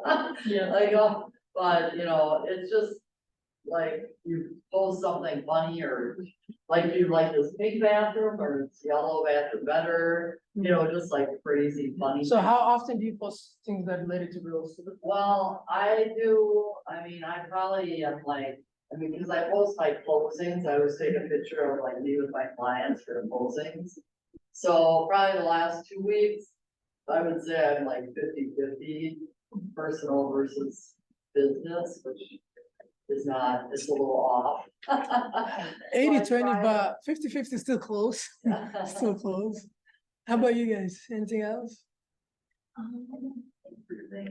We travel. I'll try to change the account. We can go to the bar a lot. Kara's birthday was her birthday, and we were supposed to go on the boat all day instead of rain all day, so we distillery and bar opera and just and all that. Yeah, And well, it's fun to like, certain things. oh, people love, you know, like, cause if I posted like a Chinese restaurant I went to Yeah. this week, on West Seventh Street in St. Paul. And people are like, oh my gosh, I love that place, Golden Chow Mein, I used to go there years ago, and so people, like the restaurants are out and about stuff. I find people love commenting on that. I have a reminder in my calendar every day that go on and check birthdays, Yeah, wherever birthdays and anniversaries. Mhm. And then depending on where in my sphere they are, if they're close, they'll get a text or a phone call from me and a post on Facebook. Everybody knows to post it out. If they're close, that they, you know, sometimes they'll do a DM, but I always try to put something. So pretty much everybody that has a birthday on Facebook is a happy birthday, and I try to change up what they say every single time. right, I'm not having a Otherwise, great day, but it's like, have a fantastic day, yeah. hope your day is filled with birthday joy, or, you know, but I try and change up every single one. So so one friend does see me post like 5 birthdays, it's not like cut and paste. right, yeah. Everybody gets. So what social media platforms are you guys using? Just Facebook? I'm down on Instagram, but I don't know. Yeah, I'm. If Facebook is- it winds up on Instagram or Facebook, Yeah. otherwise I don't believe. Yeah, I connect the two so they go on hold, Yeah. cause I don't want to go on. Yeah, I use Facebook the most, Instagram the most, Twitter, I mean, Twitter and, I would, I would, yeah, I was social media expert. yeah. I really would. Like to make sure it's all good and clean and go and delete the crap that I should people. Grayson, anything you want to add on? Well, I use for our team, Facebook, Instagram, and TikTok. TikTok, what I've just been on there as of right now is like just video walkthroughs of home with like music and then, you know, caption stuff, and it actually does get some engagement, and I usually, for example, like our homes in Woodbury that we have listed, the video walkthrough, I'll geotag like into Woodbury, so that what it's supposed to kind of help with is to show people in Woodbury, like go on their home pages for people that are in Woodbury. So, yeah, lots of hashtags on there as well. Yeah. So soon, I hope to do like the RPR scripts and just post like the TikTok videos. this, lender that I follow on TikTok gets 40 leads a day, 40 leads a day. And all she does is post videos of her talking about anything real estate, in her life, what she's doing, sharing tips. 30 to 40 leads a day. And she said the ones that she can't service, she'll refer them out. The ones that she's not, because they come from all different states. So she's like, okay, I'm not like, I don't cover Iowa, shoot out to Iowa. It's insane. She said she's never been so busy. She doesn't hold the phone anymore. She doesn't do any of that. All her needs, she's literally on the TikTok and 10-second videos. Yeah. Yeah, I haven't done it this year. I kind of took a break from it, but last year I used to do Instagram Reels. So I'll try to find a trending sound that goes with real estate, and then I'll just make a video of me, and then just kind of put it on. Some of them had a very successful, like I had one like that, 28,000 people watched it. One like a couple 10,000 watched a couple of videos of mine. And I take the same video, take the watermark of Instagram off of it, and then just go post it on TikTok. Same thing happens with it. So, I mean, I'll post it on Facebook. So I use the same video and post it on all platforms, So it literally takes like, 10 minutes to make a video, if not less. And I mean, the engagement is just, it's amazing out there. Yeah. So- You can edit it all. Yeah. I know there's a couple of guys in Florida that 100% of these things is expected. And they're 2 million there.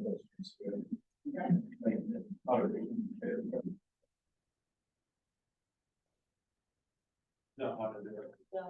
They're out of the way, they're gonna be more. Generate, great. All right, let's make sure as we go ahead and work on our success systems for today, we're doing 10 likes, 5 comments, and 1 direct messages. So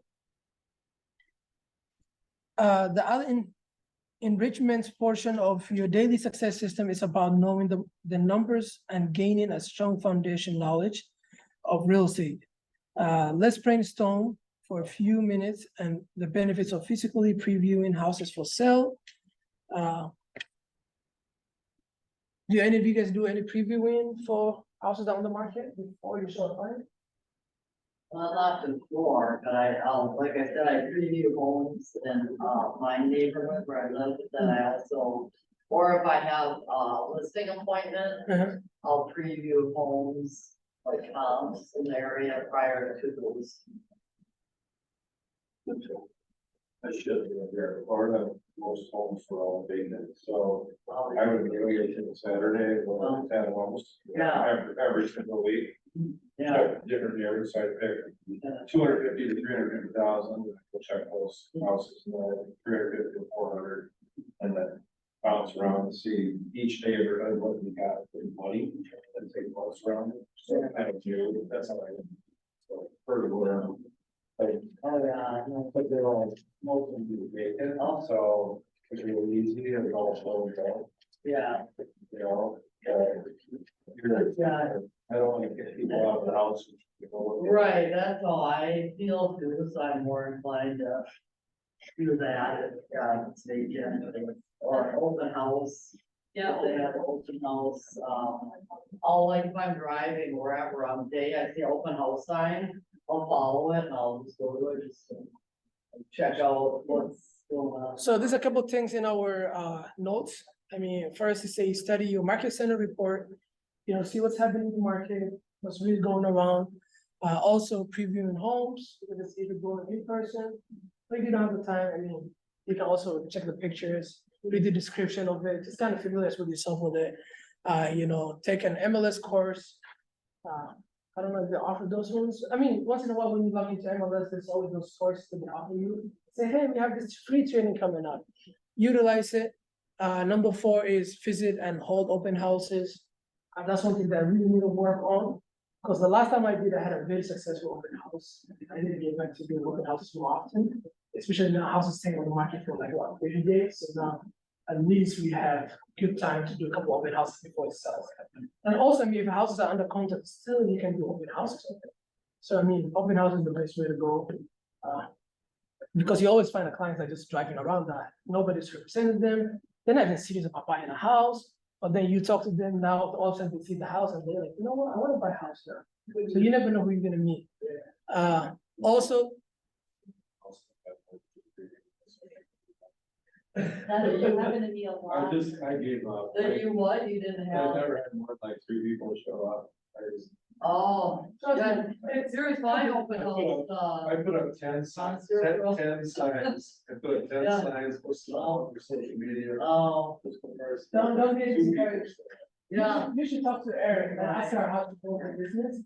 She built a business with the open house. So she's really good at it. Yeah, My first, like, 5 open houses I did, and I got like, no one. I remember I was bringing a DJ to one of my listings in Apple Valley for his first open house, so I could just kind of show what I do. We just sat there, we sat there in my sister's condo, and she already had all her furniture moved out, besides like, I think a bean bag and a chair. And so it's me and DJ, we're just like sitting, like, felt so bad, but then in Woodbury, it's open house. I kind of yeah, I mean, it's kind of a crapshoot, I mean, this is from I have a list, $600,000 listing in Lakeville. Yeah. And these are, I did 2 Saturdays, or Saturday and Sunday, and these are the people I got through. And, you know, they didn't all, well, I guess this one had oh, yeah, she has an agent, but, you know, a lot of them have agents, a lot didn't. I mean, I might get $1 million listing out of this deal, the person that is looking and gave me their email, they have like $1 million property that they sell, so. So we're supposed to break down in a group, but we're gonna skip the group and just kind of go ahead with the question because we don't have a lot of time. We can't discuss a lot of the things. So just kind of shout out loud, you know, what do you guys do? You know, what other enrichments could you complete to help your business? What things do you think you can do to help your business? Right now I'm working on CMAs for pre-foreclosure list that I have. And I'm gonna do a CMA for each one and I put down with the CMAs. Where do you get that list? Our team has been in place. Oh, okay.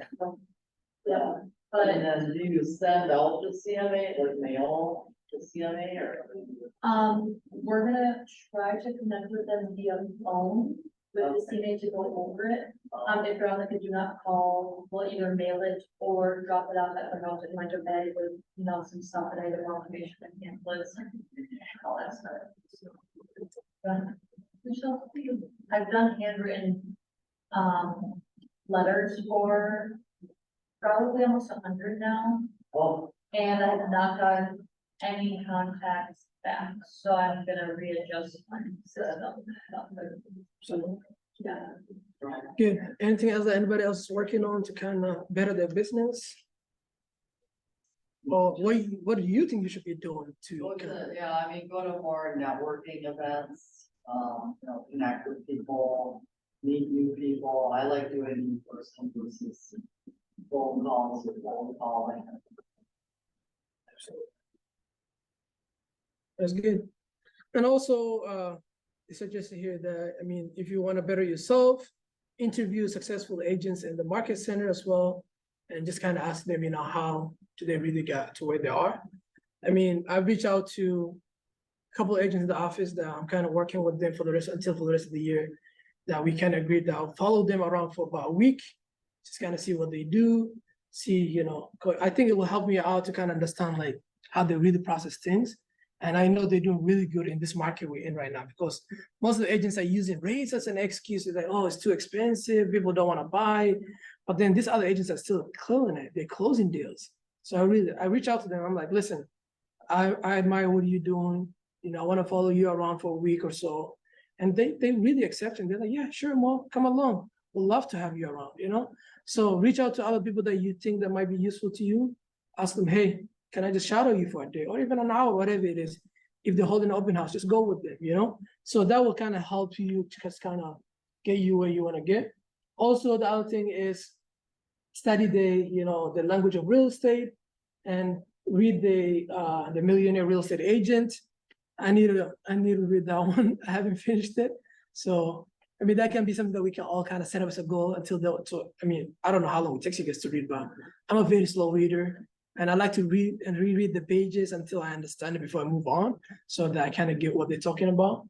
So maybe for me, I'll probably say until the end of the year. That's my goal, that I want to read this book. It's literally right beside my bed right now. So I just need to pick it up every night before I go to bed and read it. So anything else that anyone else is thinking to kind of enhance their business or kind of help their business? Yes, distributing, programming, everything. Any specific podcast that you're thinking of that you might want to listen? What was it, Brandon and all the way, whatever his name is. Mhm. This. Yeah, I listened to one that's called Get Paid Podcast. That's one. And there's also, I love to listen, Ed Ledmer, and probably saying his name wrong. Ed Ledmer. He has a podcast. He was at a family reunion. Oh, and my left. Ed Milet. Yep, there you go. Yeah, he's amazing. Also, Gary Keller has a podcast as well. So I mean, that's a good one too. And I want to know the Andy Purcell, the real, that's the real, podcast is always. Oh, yeah. That's a little different. I found. Oh, very. And I just, it's really, like, all involved and stuff like that. Any ahas? Going once, going twice. Done. All right.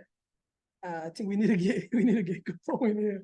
We got about what 25 minutes before we're done, and I think you get supposed to practice your 80 success habits, right?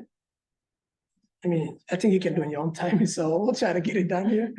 Okay. So, anyone has any questions of some of the things that we have covered today? Grayson, any question for me? Anything? No, I'm all good. Perfect. Okay, any questions in here? I see none going once. That should be an action person, since so many home. Kind of off topic, but kind of curious, I drive through that Edina very regularly. Mhm. On that side of town, and look at the most, there's a lot of houses that are on the market. Oh. And I think they're all overpriced, you see it, but people are still, and I grew up on a good time, so I used to people. Just put a sign in my front yard, if I ever get my number, I'll sell it. Are you seeing much of that now where people are like, I'll price it 100,000 over still, if somebody's willing to offer it to me, but otherwise I'm just gonna let the house sit there. I have a client right now working with me. That I enroll my house, I work original student loan, that rid of the house side hers. And they well, updated, whatever, it was beautiful. It's so much more than that sold about 100,000 less than she was. She's like, you know, okay, I know this. So this is one of those things I serve. Is there motivation? Yeah, if you go on 70th Street, you go on 70th Street, like Indiana, there's like 5 houses. That are on the market, Or are they higher price range? Yeah, I remember it's even. Well, yeah, I mean, that market is, One that trying to reduce their price. Like, right, I mean, that market is not, great right now. I mean, the high, cause I have a $600,000, I'm not, I mean, we got a low It's ball. unusual pretty high. It is, but in that price point, I don't think people, especially the interest rate, I mean, you know, imagine how much more you're paying Like for. $7,000 a month for $7,000. Yeah, I yeah. had one opportunity here in Stillwater, right out of Manning. They gave me this, I would think our house would price out at 800. So I think it's the CMA, like, it's pretty close to 6. Oh, neighbor's house, something nice and large. Like your neighbor's house is 1,400 square feet large. And it's another bedroom, another bathroom. Right, Like, People- it's apples and oranges. yeah. All right, guys, I'm sorry to interrupt, but let's move on. Okay, so each day in Ignite, you grow in how you think, feel, act, and implement what you have learned. From learning and ahas, you have moved towards your achievements of your big life. And that is what we are here for, right? Yes. To achieve our big goal, that's what we're here for. So taking the time to reflect on what we have learned is important in building your confidence and celebrating your growth. Well, do this activity after each learning session so you can keep track of your learning journey. And now we move to our important success system time. Where we work in our business together while supporting one another. So I think that is about 5 minutes, but let's just go through these questions. How has your thinking changed today? And what ideas or mindset were new to you either today or throughout the week? And this is the third session so far.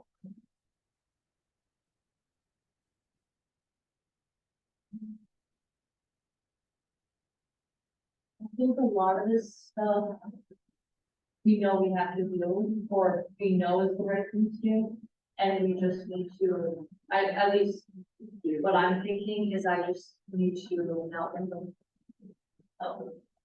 If you know it's gonna work, why wouldn't you do it?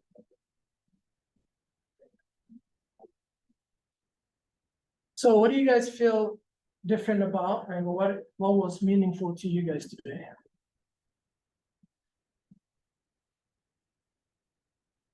And Grayson, anytime you can jump in if you have any answers.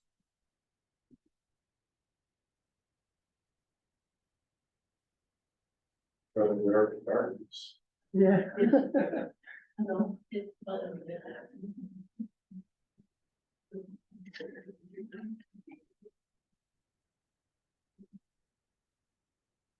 Yeah, I know 2 hours. It says for the next 2 hours, we will work together on our system, on our success system, which consists of 20 minutes of role-playing conversation with partner.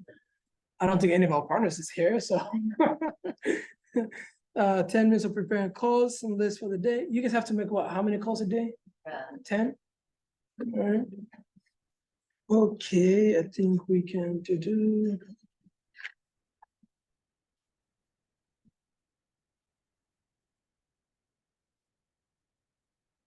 I think we probably just we just go through them and then I'll let you guys do your own timing, make those calls. But that's the homework for tomorrow. Make sure you all reach out to your accountability partners. But success system. So what you guys need to do today is 10 conversations, 10 contact added in your database, 10 handwritten notes. Anybody started doing those things here? Do what? Notes. Notes. I did not. yeah. The best thing, go to the dollar store, get it's like a 10-pack of little 1 card, that's what I just do. Yeah. But it's like, who are they going to? I don't have the addresses of a lot of these people. Well, it doesn't even have to be like people Right. you're prospecting, family members, friends, just people Just that random. you, yeah, Just anything. I mailed them to my friends, parents, just literally to any person you have to. Yeah, also don't forget to do your 10-5-1 social media engagement. Who can tell me what the 10-5-1 are? 10 likes, 5 comments, and 1 engagement. Yeah, there we go. Yes. Awesome. Also, as you make your calls, please remember to check on everybody do not call list, because the fine is big. Oh, It's 500. is it 500? Yeah, so it's a big risk. Well, as everybody says, don't do it, but then wink, wink. Every place I've ever been, follow me, you're not selling it. Yeah. So I don't know what that. So as we move forward, I want us to read this powerful quote together out loud, and then we continue. Whenever everybody's ready. 1, 2, 3. I engage every conversation in the spirit of contribution, and the people are happy to be in the relationship with you. Please say it again and believe in it. Yes, people want to work with you. You need to bring that energy. You gotta have to show up. You gotta get rid of the abilities. Yes, you're an amazing agent. You know what you're talking about. You're very knowledgeable. People want to work with you and they want to continue working with you. So Everything else doesn't matter. That's all that matters. As you show up, as you make those calls today, that's the things we really need to work on. So let's begin by getting our mindsets primed for success. We do this with an affirmation. As we read this, I engage every conversation in the spirit of contribution, and people are happy to be in relationship with me. So it says turn to the person next to you, but we read this out loud together, so no need to do that. So we're supposed to do role model, role play. Since you guys role play at all? I think I'll just wait till for my accountability meeting with the do like 15 minutes of it. And you guys, your partner's not here, so Right, yeah. Be good timing when next time, you guys kind of role play, kind of go through stuff together. But we can, so the next thing you guys need to do is, and I know I'm trying to get that here by noon, so does everybody have their contact people that they want to reach out to there too? no, Okay, so if you don't, I can give you a couple minutes here for you to prepare a list of your conversation. no, what happened to those sheets? Oh, she did, okay, cool. And I'll leave it to you guys until to the end, so you guys can work on your list and stuff like that. So then the next thing we're supposed to do is role playing. Well,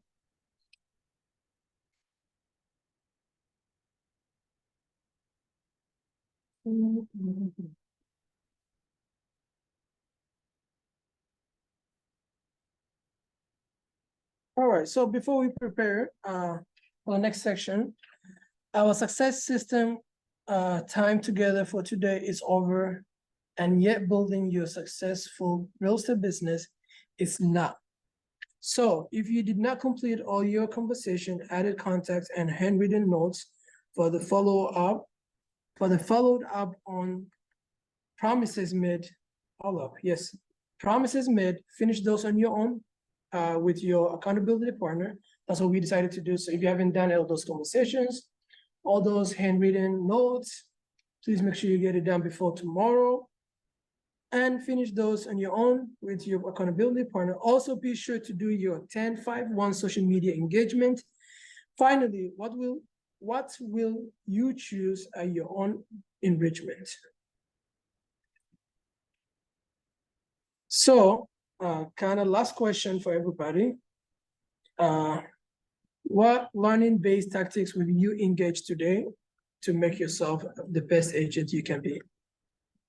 What are you guys planning on doing to better yourselves today?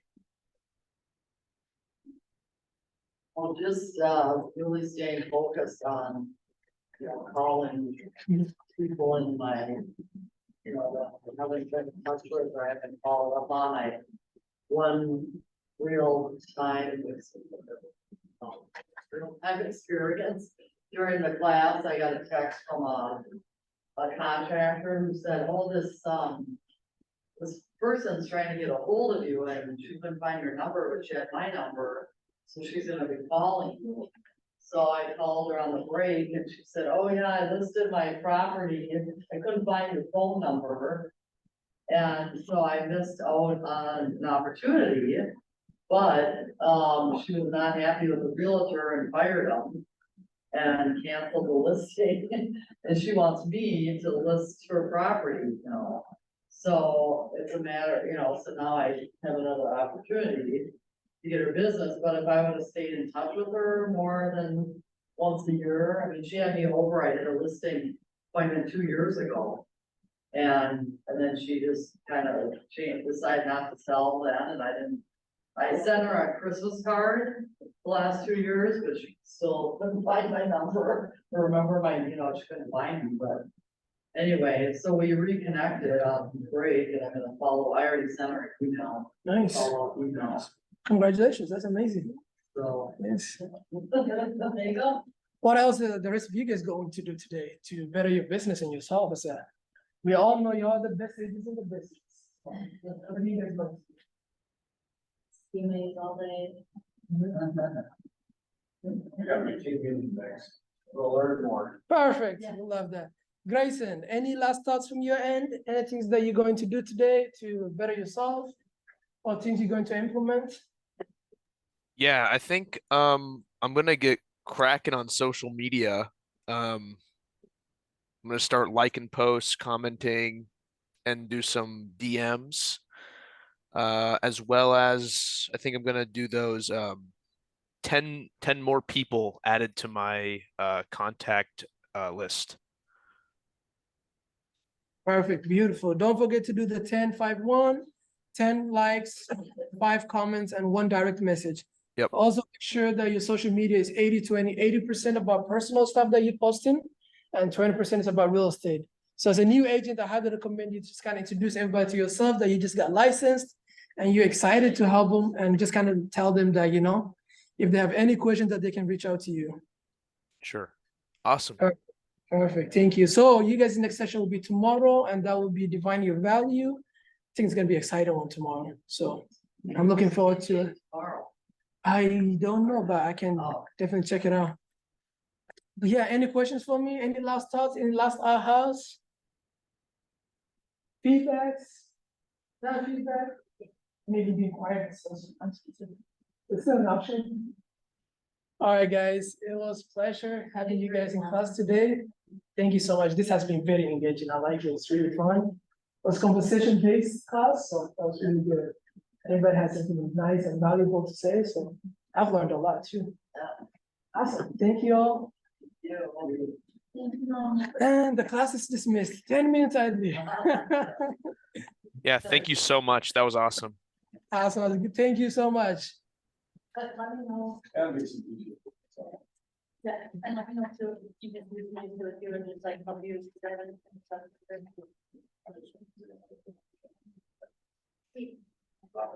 So I do mine on the command or campaigns on command, Yeah. and I linked social media profiles. You schedule it out on the calendar, your posts or caption, whatever, and whatever profiles you have linked, it comes from that. You'll do both, like, with your personal and your business. Yes, you should be able to. So. Okay.